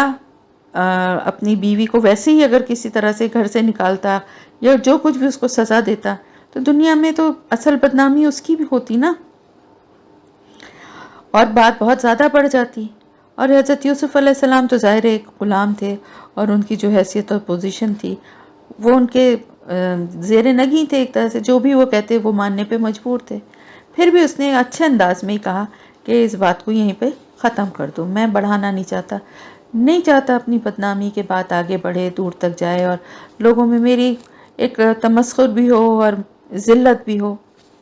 اور اپنی بیوی سے کہا کہ تم جو ہو نا، تم اللہ سے معافی مانگو، اس سے بھی مانگو اور اللہ سے بھی مانگو، تم نے بہت بڑا جو ہے وہ غلطی کی ہے، بہت بڑا گناہ کیا ہے، اپنے اس گناہ کی تم معافی مانگو، اصل تو خطا کار تم ہی ہو، تم ہو اصل گناہ گار اور خطا کار، اور تم نے اپنے اس گناہ کو چھپانے کے لیے ایک بے گناہ کو پھنسانے کا پورا انتظام کر لیا تھا، اس لیے تم اور زیادہ بڑی گناہ گار ہو، تم معافی مانگو اس اپنے گناہ کی، اور تم ہی اصل خطا کار ہو۔ وقالا اور کہا، نسوتن عورتوں نے، فی المدینتی شہر میں، امرأتو بیوی، العزیزی عزیز کی، تراودو وہ پھسلاتی ہے، فتاحا اپنے نوجوان غلام کو، ان نفس ہی اس کے نفس سے، قد بلا شبہ شغفہا بے قابو کر رکھا ہے اس کو، حبن محبت نے، انا بے شک ہم، لنراہا البتہ ہم دیکھتی ہیں اسے، فی دلال مبین کھلی کھلی گمراہی میں۔ فلما، میں یہ دو آیتیں ایک ساتھ کر لوں پھر ان کا میں آپ کو بتاتی ہوں پھر ایک۔ فلما تو جب، سمعت اس نے سنا، بمکرہن مکر ان عورتوں کا، ارسلت اس نے بھیجا، الیہن ان کی طرف دعوت نامہ، و اعتدت اور تیار کی، لہن ان کے لیے، متکئن مجلسیں یعنی تکیے جن میں لگے ہوئے تھے، و آتت اور دی، کل ہر واحدتن ایک عورت کو، منہن ان میں سے، سکینن ایک چھری، وقالت اور کہنے لگی، اخرج نکل آ، علیہن ان پر، فلما تو جب، رائنہ ان عورتوں نے دیکھا اسے، اکبرنہ بڑا سمجھا اس کو، وقطعن اور کاٹ لیے، ایدیہن اپنے ہاتھ، وقلنا اور کہنے لگیں، حاش للہ باقی ہے اللہ کے لیے، ما ھذا نہیں ہے یہ، بشرن کوئی انسان، ان نہیں ہے، ھذا یہ، الا ملکن کریم مگر ایک فرشتہ معزز۔ اب وہاں کی جو مینٹلٹی تھی وہ میں نے آپ کو بتائی کہ عورتیں وہاں کے کس قسم کا ماحول تھا۔ اب یہ بات جو تھی حضرت یوسف علیہ السلام کی، گو کے گھر کے اندر ہی رہی، اور اس نے کوشش کی عزیز مصر نے کہ یہ بات باہر نہ نکلے اور پھیلے نہ، لیکن بہرحال گھر کے نوکروں یا ملازموں یا کسی کے ذریعے سے بھی یہ بات لیک کر گئی، اور دوسری عورتوں تک یہ بات جب پہنچی تو انہوں نے کہا کہ اس کو، عزیز مصر کی جو بیوی تھی اس کے لیے انہوں نے کہا کہ یہ بڑی عجیب کردار کی، بڑی خراب عورت ہے عزیز مصر کی جو بیوی ہے، یہ تو جو ہے اپنے غلام کے ساتھ ایسا برا ارادہ رکھتی ہے۔ اور جس طرح کا کیریکٹر تھا وہاں، اور عورتوں کی جو ہوتی ہے ایک، یعنی جس پوزیشن پہ وہ تھی، باقی عورتیں میں شاید جیلسی ہوگی، اور ویسے بھی ہوتا ہے کہ اس طرح کی باتیں عام طور سے عورتیں جو ہیں وہ پھیلانے میں بڑا انٹرسٹ لیتی ہیں، اور ایک سے دوسرے اور دوسرے سے تیسرے، تو آپس میں ڈسکشن ہونے لگا، ہر طرف اس واقعے کا چرچا ہونے لگا کہ عزیز مصر کی جو بیوی ہے وہ اپنے غلام کو پھسلا رہی ہے، اور اس کی محبت میں ایسی گرفتار ہو چکی ہے کہ اس نے یہ بھی نہیں سوچا کہ اس کی عزت داؤ، اس کی اور اس کے شوہر کی عزت داؤ پہ لگ رہی ہے، اور اس طرح کی اور بہت ساری باتیں کہ ہم تو یقیناً ہم تو دیکھتے ہیں کہ وہ کھلی ہوئی گمراہی میں بہت بھٹک گئی ہے، برے راستے پر ہے، جبکہ وہاں پہ اکثر یہ جو تھیں وہ کیریکٹر کے لحاظ سے اسی ٹائپ کی عورتیں تھیں، لیکن اس کو انہوں نے ٹارگٹ بنا لیا، اور سب اس طرح کی باتیں ہر طرف محفلوں میں ہونے لگیں، اور جب اس کو یہ بات پتہ چلی زلیخا کو، تو اس کو بڑا شدید غصہ آیا، کیونکہ اتنی بدنامی اس کی ہو رہی تھی، تو اس نے اس کا جواب دینے کے لیے کیا کیا، یہ ساری مکارانہ جو باتیں جو ہو رہی تھیں، جو عورتیں کر رہی تھیں، اور اس کو ان باتوں سے برا تو لگ رہا تھا، لیکن اس نے اس کا ایک منصوبہ بنایا کہ اس کا بدلہ کس طرح لیا جائے۔ اب آپ دیکھیں یہ سب بہت ٹاپ لیول کی خواتین اور ٹاپ لیول کی محفلیں تھیں، یعنی وزیروں، سفیروں اور بڑے بڑے عہدے داروں کی بیویاں تھیں، اور ان کی محفلوں میں یہ باتیں ہو رہی تھیں۔ تو اس سوسائٹی کا ماحول اور کردار کیا تھا یہ بھی اندازہ ہو رہا ہے کہ کس طرح کے گندے کردار اور اخلاق کی وہ خواتین تھیں جو اس طرح کی باتیں کر رہی تھیں۔ اور یہ جو زلیخا جو تھی، اس کو جب بدلہ لینے کے لیے اس نے بھی ایسا ہی ایک راستہ چنا کہ جس سے ان عورتوں کو جو ہے نا میں سبق سکھاؤں۔ اس نے کیا کیا، ان سب عورتوں کو دعوت نامے بھیجے، ان کو بلایا، انوائٹ کیا، ایک پارٹی، ایک دعوت، جیسے کہ ہوتا ہے اکثر خواتین، مردوں کی بھی ہوتی ہیں اور عورتوں کی بھی ہوتی ہیں کہ اس طرح کی پارٹیز ہوتی ہیں، اور بڑے جتنے لیول پہ آپ جاتے جائیں تو وہاں پر یہ بہت زیادہ ہوتا ہے آپس میں اس طرح کی پارٹیز اور اس طرح کا بڑے پیمانے پہ۔ تو جو طریقہ کار تھا، یعنی وہاں مجلس کی ایسی محفل تھی کہ جہاں تکیے لگے ہوئے تھے، یعنی آرام سے سب لیٹیں بیٹھیں ٹیک لگا کے، اور ریلیکسنگ موڈ میں بالکل ہنسی مذاق باتیں ہوں، کیونکہ ظاہر ہے وہ عورتیں منہ پہ تھوڑی اس کے یہ باتیں کر رہی تھیں، پیٹھ پیچھے یہ ساری باتیں ہو رہی تھی جو کہ زلیخا کو پتہ چلی تھی۔ تو وہاں پر کھانے پینے کا اور مشروبات اور ہر چیز کا وہاں انتظام تھا۔ اور اس کے بعد جب کھانا وانا ہو گیا تو سب تکیے لگائے آرام سے بیٹھی ہوئی تھیں عورتیں، تو پھر ان عورتوں کے سامنے پھل رکھے گئے اور ہر عورت کے ہاتھ میں ایک چھری دے دی گئی کہ پھل کو، مطلب پھلوں کو کاٹ کاٹ کے کھائیں۔ اور اس موقع پر زلیخا نے جو ہے یوسف علیہ السلام سے کہا کہ اب تم ان کے سامنے آ جاؤ۔ حضرت یوسف علیہ السلام کا حسن، آپ کی شخصیت کا رعب، آپ کی جو رکھ رکھاؤ اور طور طریقے، مطلب آپ کے چال ڈھال سے، شکل سے، خوبصورتی کے علاوہ ایک خوبصورتی کے ساتھ شکل پہ بدنیتی ہو، ایک خوبصورتی کے ساتھ شکل پہ خباثت ہو، یا برے کردار اور برے اس کا اثر ہو، تو وہ خوبصورتی بھی مان پڑ جاتی ہے۔ لیکن ایک نیک اور صالح شخص، اچھی عادت و اتوار کا، سلجھا ہوا، اچھے ماحول میں پلا بڑھا، تو اس کی ایک خوبصورتی کو چار چاند لگ جاتے ہیں۔ اب جیسے ہی حضرت یوسف علیہ السلام سامنے آئے تو انہوں نے اس کو پڑھا جانا، یعنی ایک دم وہ کیا کہنا چاہیے، ششدر رہ گئی، مبہوت ہو گئی ان کو دیکھ کے، ان کا حسن اور ان کی خوبصورتی اور ان کی شخصیت کو دیکھ کر وہ ایک دم حیران رہ گئیں کہ یہ کون، یہ عظیم انسان، یہ کون ہے جو یہ سامنے آیا۔ اس سے ہمیں یہ بھی اندازہ ہوتا ہے کہ حضرت یوسف علیہ السلام کو اس سے پہلے ان لوگوں نے نہیں دیکھا تھا، اور ظاہر ہے اس کی ایک وجہ بھی سمجھ میں آتی، کیونکہ ظاہر ہے حضرت یوسف علیہ السلام جو تھے وہ ایک غلام تھے، اور اپنے جو ان کے مالک تھے، جو عزیز مصر تھے، ان کی میٹنگز وغیرہ میں اور اس میں تو ضرور شامل ہوتے ہوں گے، لیکن اس میں تو ظاہر ہے اور مرد وغیرہ ہوتے ہوں گے، لیکن جو ان لوگوں کی فیملی پارٹیز یا دعوتیں، یا اور خاص طور سے خواتین کے اس میں تو ویسے بھی ان کا کوئی کام نہیں تھا، لیکن جو ان کی فیملی پارٹیز وغیرہ ہوتی ہوں گی تو اس میں بھی وہ شامل نہیں ہوتے تھے، اس لیے کہ انہوں نے اس سے پہلے دیکھا نہیں تھا۔ اب انہوں نے جب دیکھا تو ایک دم وہ ششدر رہ گئی، اور جیسے کہتے ہیں نا کہ کوئی اچانک کوئی کام کرتے ہوئے، کچھ کاٹتے ہوئے یا کچھ ہاتھ میں ٹرے ہو، اور ایک دم کوئی حیران کن یا کوئی شاکنگ بات پتہ چلتی ہے تو کیا ہوتا ہے، چھری سے کٹ لگ جاتا ہے یا ٹرے ہاتھ سے چھٹ جاتی ہے۔ ایگزیکٹلی اتنا بڑا ان کے لیے شوق تھا کہ ان سب نے اپنے ہاتھ کاٹ لیے، پھل کے بجائے ہاتھ کاٹ لیے۔ ان کو اندازہ ہی نہیں ہوا کہ ہم پھل کاٹ رہے ہیں کہ ہاتھ کاٹ رہے ہیں، یعنی اس حد تک ان کے حسن میں وہ مبہوت ہو گئی، ان کی اتنی خوبصورتی اور اس کے ساتھ ساتھ پاکیزگی، اور ان کی یعنی جو ان کی شخصیت کا جو نکھار تھا، جو خوبصورتی ان کے کردار کی تھی وہ بھی نظر آ رہی تھی۔ اس سے وہ اتنی مبہوت ہوئی کہ اپنے حیرت اور محویت میں انہوں نے اپنے ہاتھ کاٹ لیے۔ تو یہ جو ہے، اور وہ ایسی اس وقت منظر ایسا تھا کہ وہ پکار اٹھی کہ یہ تو حاشا اللہ، یہ تو کوئی آدمی نہیں ہے، یہ کوئی انسان تو ایسا ہو ہی نہیں سکتا، کسی انسان کا تو ایسا حسن اور ایسی شخصیت ہو ہی نہیں سکتی، یہ تو کوئی بڑا بزرگ اور بڑا قابل احترام کوئی فرشتہ ہے۔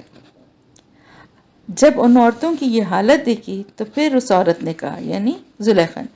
اس نے کہا کہ یہ ہے وہ آدمی جس کے بارے میں تم مجھے ملامت کر رہی تھی۔ یعنی آپ یہ دیکھیے کہ اس عورت نے اپنی پوزیشن کو کلیئر کرنے کے لیے کیا سچویشن بنائی اور اب کیا کہہ رہی، اور کہا ہاں یقیناً میں نے اس کو پھسلانا چاہتا لیکن یہ بچ گیا، اور لیکن اگر اس نے وہ نہیں کیا جس کا میں اس کو حکم دے رہی ہوں، یعنی جو میں اس کے ساتھ کرنا چاہ رہی ہوں، مطلب یہ کہ میں نے اپنی کوشش اور اپنا ارادہ چھوڑا نہیں ہے، اس بات کے بعد بھی میں اس میں لگی ہوئی ہوں اپنی اس کوشش میں، اور اگر اس نے میرا یہ بات نہ مانی تو یا تو یہ جیل میں جائے گا، یقیناً اس کو جیل میں جانا پڑے گا،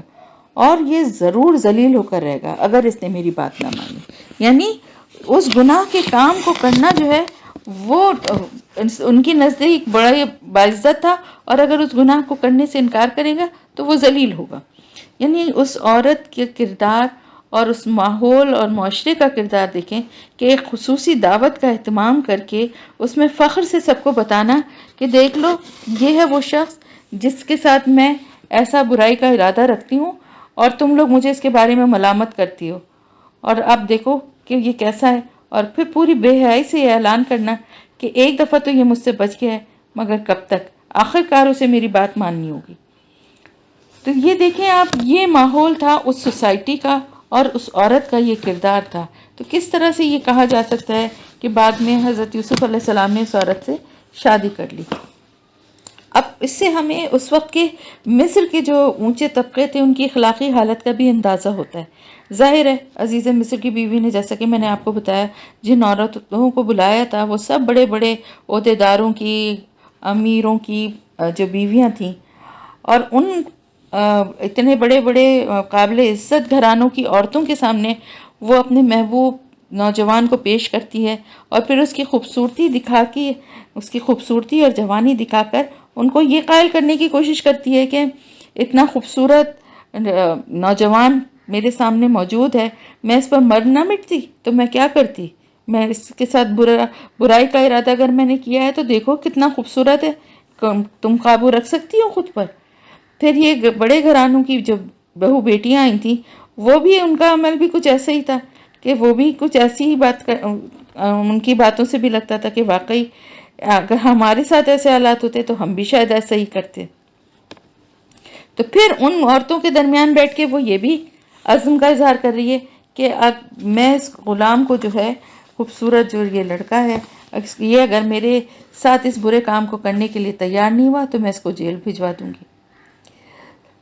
تو اب آپ یہ دیکھیں کہ آج جو ہمیں آزادی اور جو عورتوں کی، اور جو ہم یورپین اور امریکن اور کلچر اور معاشروں میں دیکھتے ہیں کہ جس طرح کی آزادی ہے اور جس طرح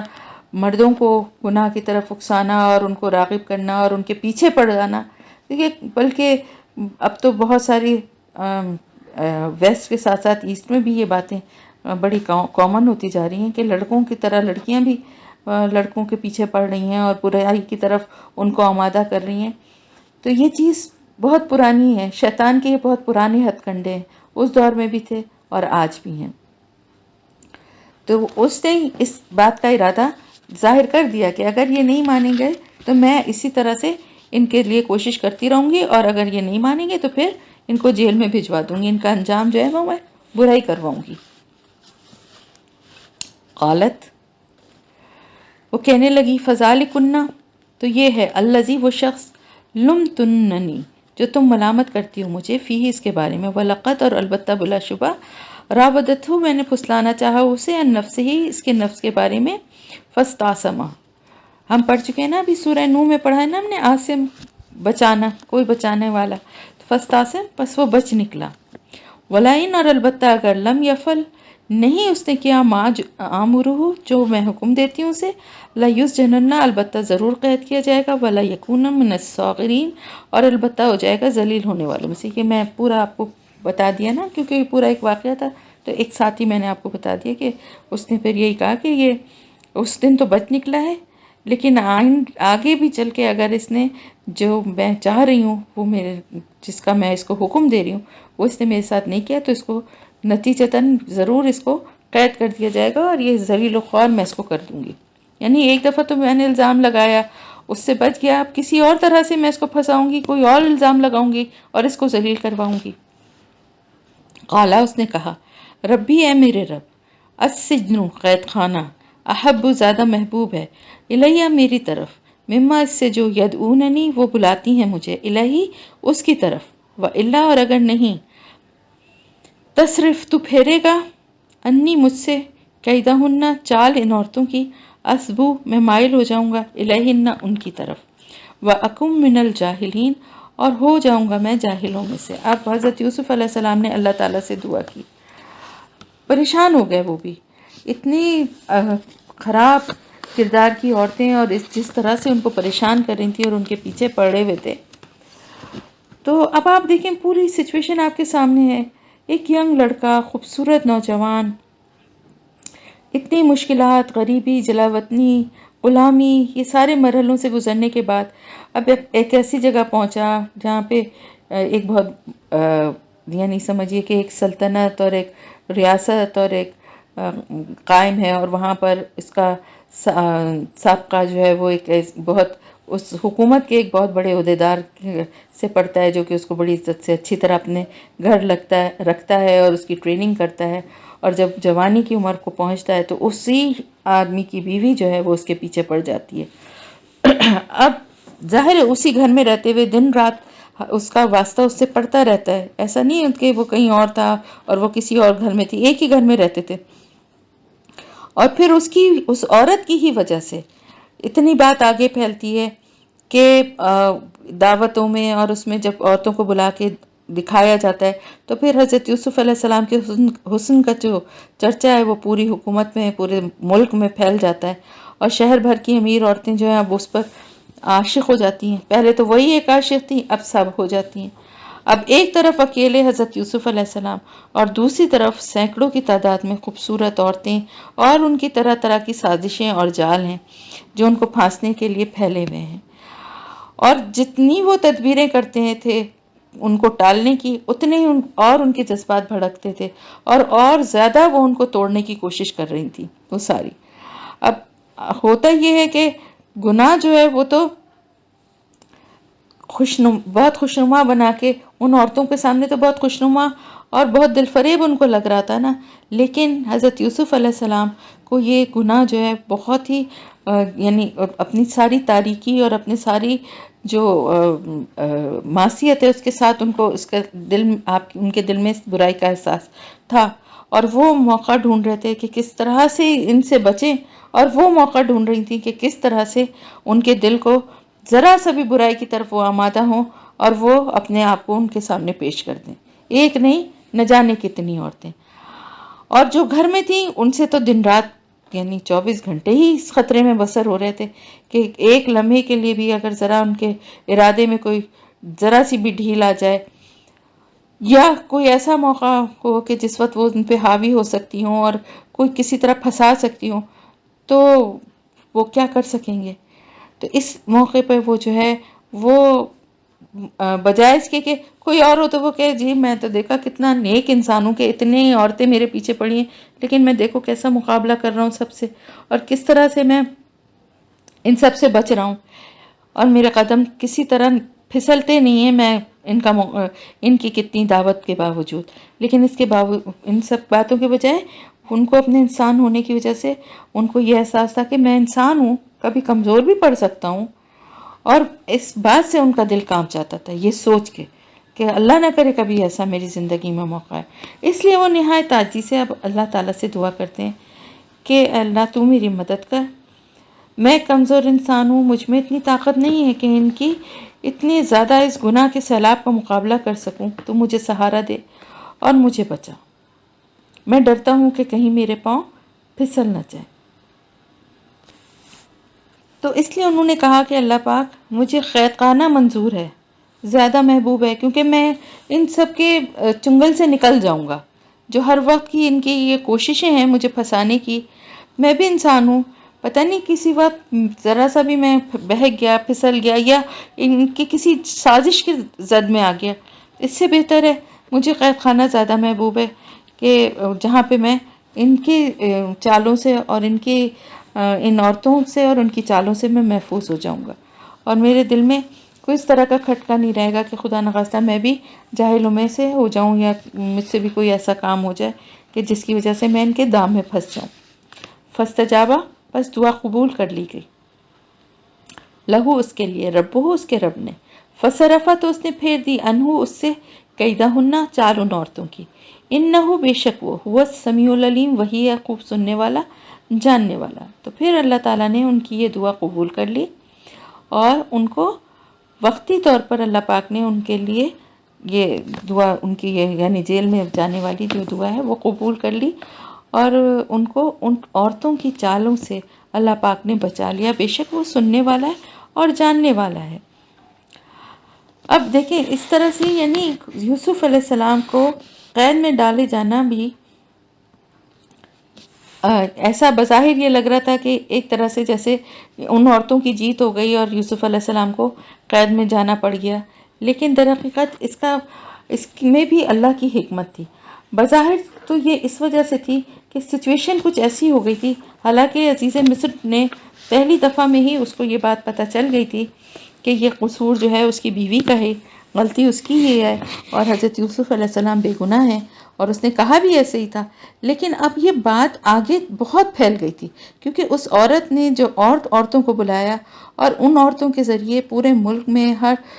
ہر محفل اور ہر جگہ ان باتوں کا چرچا ہونے لگا، اور پھر وہ باتیں ساری گھوم پھر کے ان کی بیوی کی طرف بھی آتی تھیں، اور دوسری طرف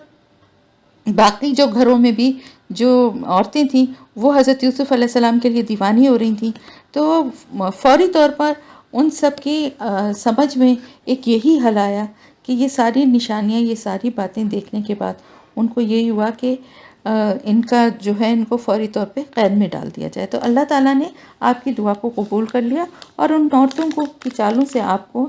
پھیر دیا، یعنی ان سے بچا لیا آپ کو، اور وہ سب کچھ سننے والا اور جاننے والا ہے۔ ثم پھر بدا ظاہر ہو گیا، لہم ان کے لیے، من بعدی بعد اس کے، ما رأوا جو انہوں نے دیکھی، الآیاتی نشانیاں، لیسجننہ البتہ وہ ضرور قید کر دیں اس سے، حتیٰ حین ایک وقت تک، یعنی یہ جو ساری نشانیاں، یہ ساری باتیں دیکھی انہوں نے، اس سے ان کو یہ اندازہ ہو گیا کہ اس طرح سے ہم ان عورتوں کو کنٹرول نہیں کر سکتے، اور ان عورتوں کو کنٹرول نہیں کر سکتے، اور اس طرح سے الزام جو ہے وہ ان کی بیوی پر آ رہا تھا، تو اپنے گھر کو بگڑتے دیکھ کر وہاں کے مصر کے جو حکام کے وہاں کے جو لوگ تھے، کیونکہ وہاں تو جتنے بھی امیر اور ان کے بڑی بڑی عہدوں پہ لوگ تھے، ان کی بیویاں یوسف علیہ السلام کی دیوانی ہو چکی تھیں، اور یہ بات جو ہے پوری سلطنت میں پھیل چکی تھی۔ اب انہوں نے سوچا سب کے گھروں کو بگڑنے سے بچانے کی ایک یہی صورت ان کو سمجھ میں آئی، ان کو اپنی خیریت اسی میں نظر آئی کہ اور تو کہیں ان کو چھپایا نہیں جا سکتا، ان کو قید کر دیں۔ اور یہ بھی ہر طرف بات جہاں ان عورتوں کے کردار کی اور یہ والی بات جہاں پھیل رہی تھی، ان عورتوں کی بدنامی ہو رہی تھی، ساتھ ہی ساتھ لوگوں کو اس بات کا بھی اندازہ ہو رہا تھا جب پوری بات پتہ چل رہی تھی کہ یہ شخص جو ہے جس کو گھیرنے کی اور جس کو پھنسانے کی اتنی عورتیں کوششیں کر رہی ہیں، یہ کتنا بلند اور مضبوط کردار، کتنے پاکیزہ اخلاق کا مالک ہے،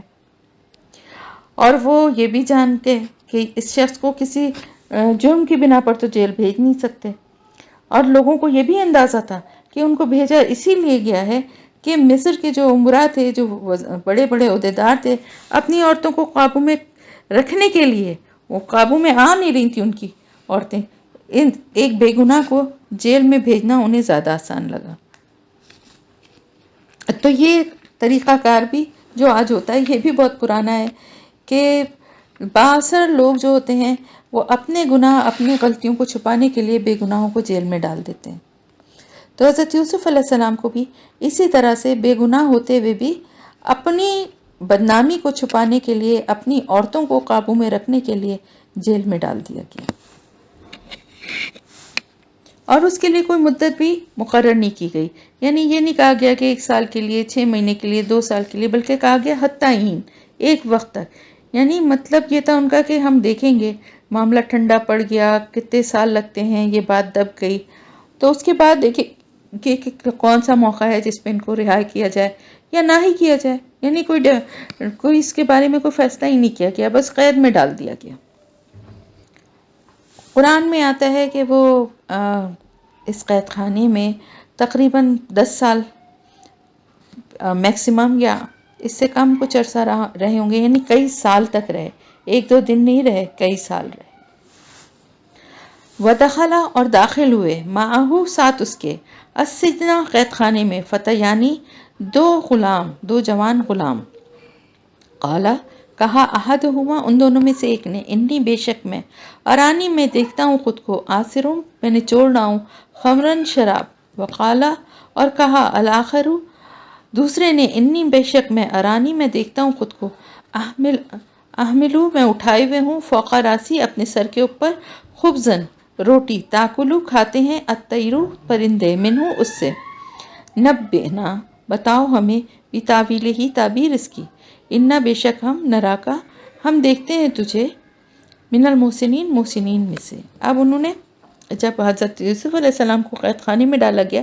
تو انہی کے ساتھ 2 اور نوجوان غلام جو تھے لڑکے وہ بھی ڈالے گئے۔ کہا جاتا ہے کہ وہ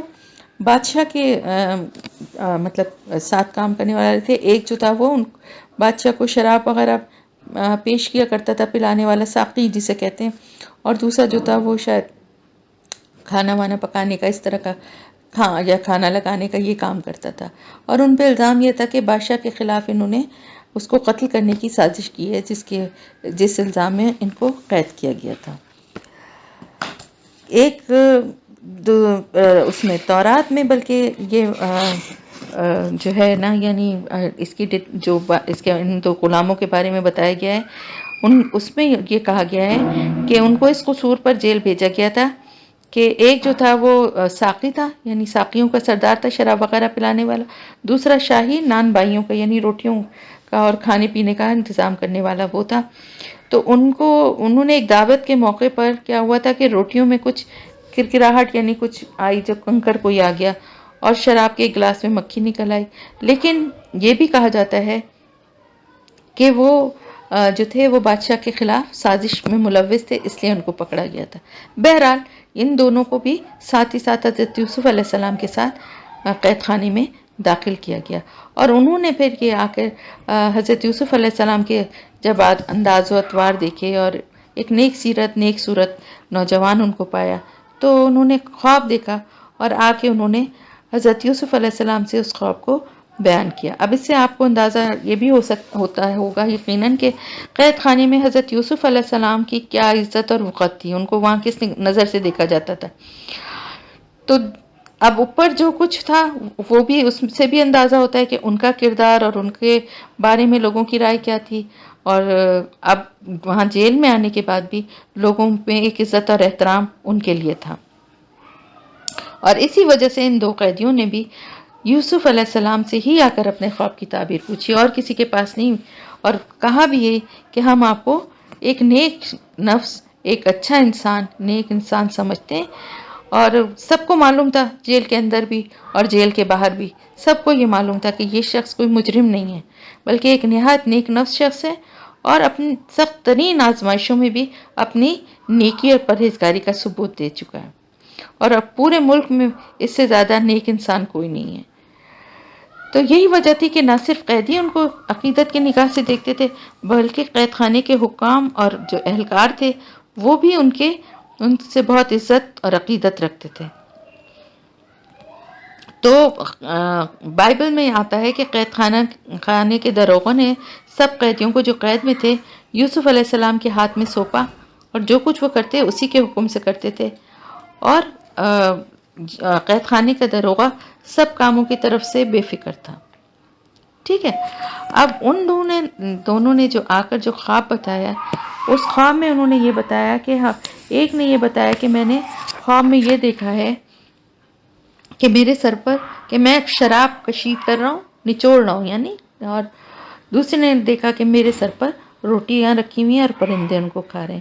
اور اس کی تعبیر ہمیں بتائیے کہ کیا ہے۔ ہم آپ کو ایک نیک انسان سمجھ کے، آپ سے عقیدت رکھتے ہوئے، آپ کے دیکھ رہے ہیں آپ کے نیک اتوار، تو اس لیے ہم آپ سے پوچھنے کے لیے آئے ہیں۔ اب انہوں نے اس کی تعبیر آگے بتائی، انشاءاللہ تعالی نیکسٹ اس میں ہم اس کو کریں گے۔ یہاں پر آپ کی تفسیر الحمدللہ مکمل ہو گئی، آیت نمبر 36 تک۔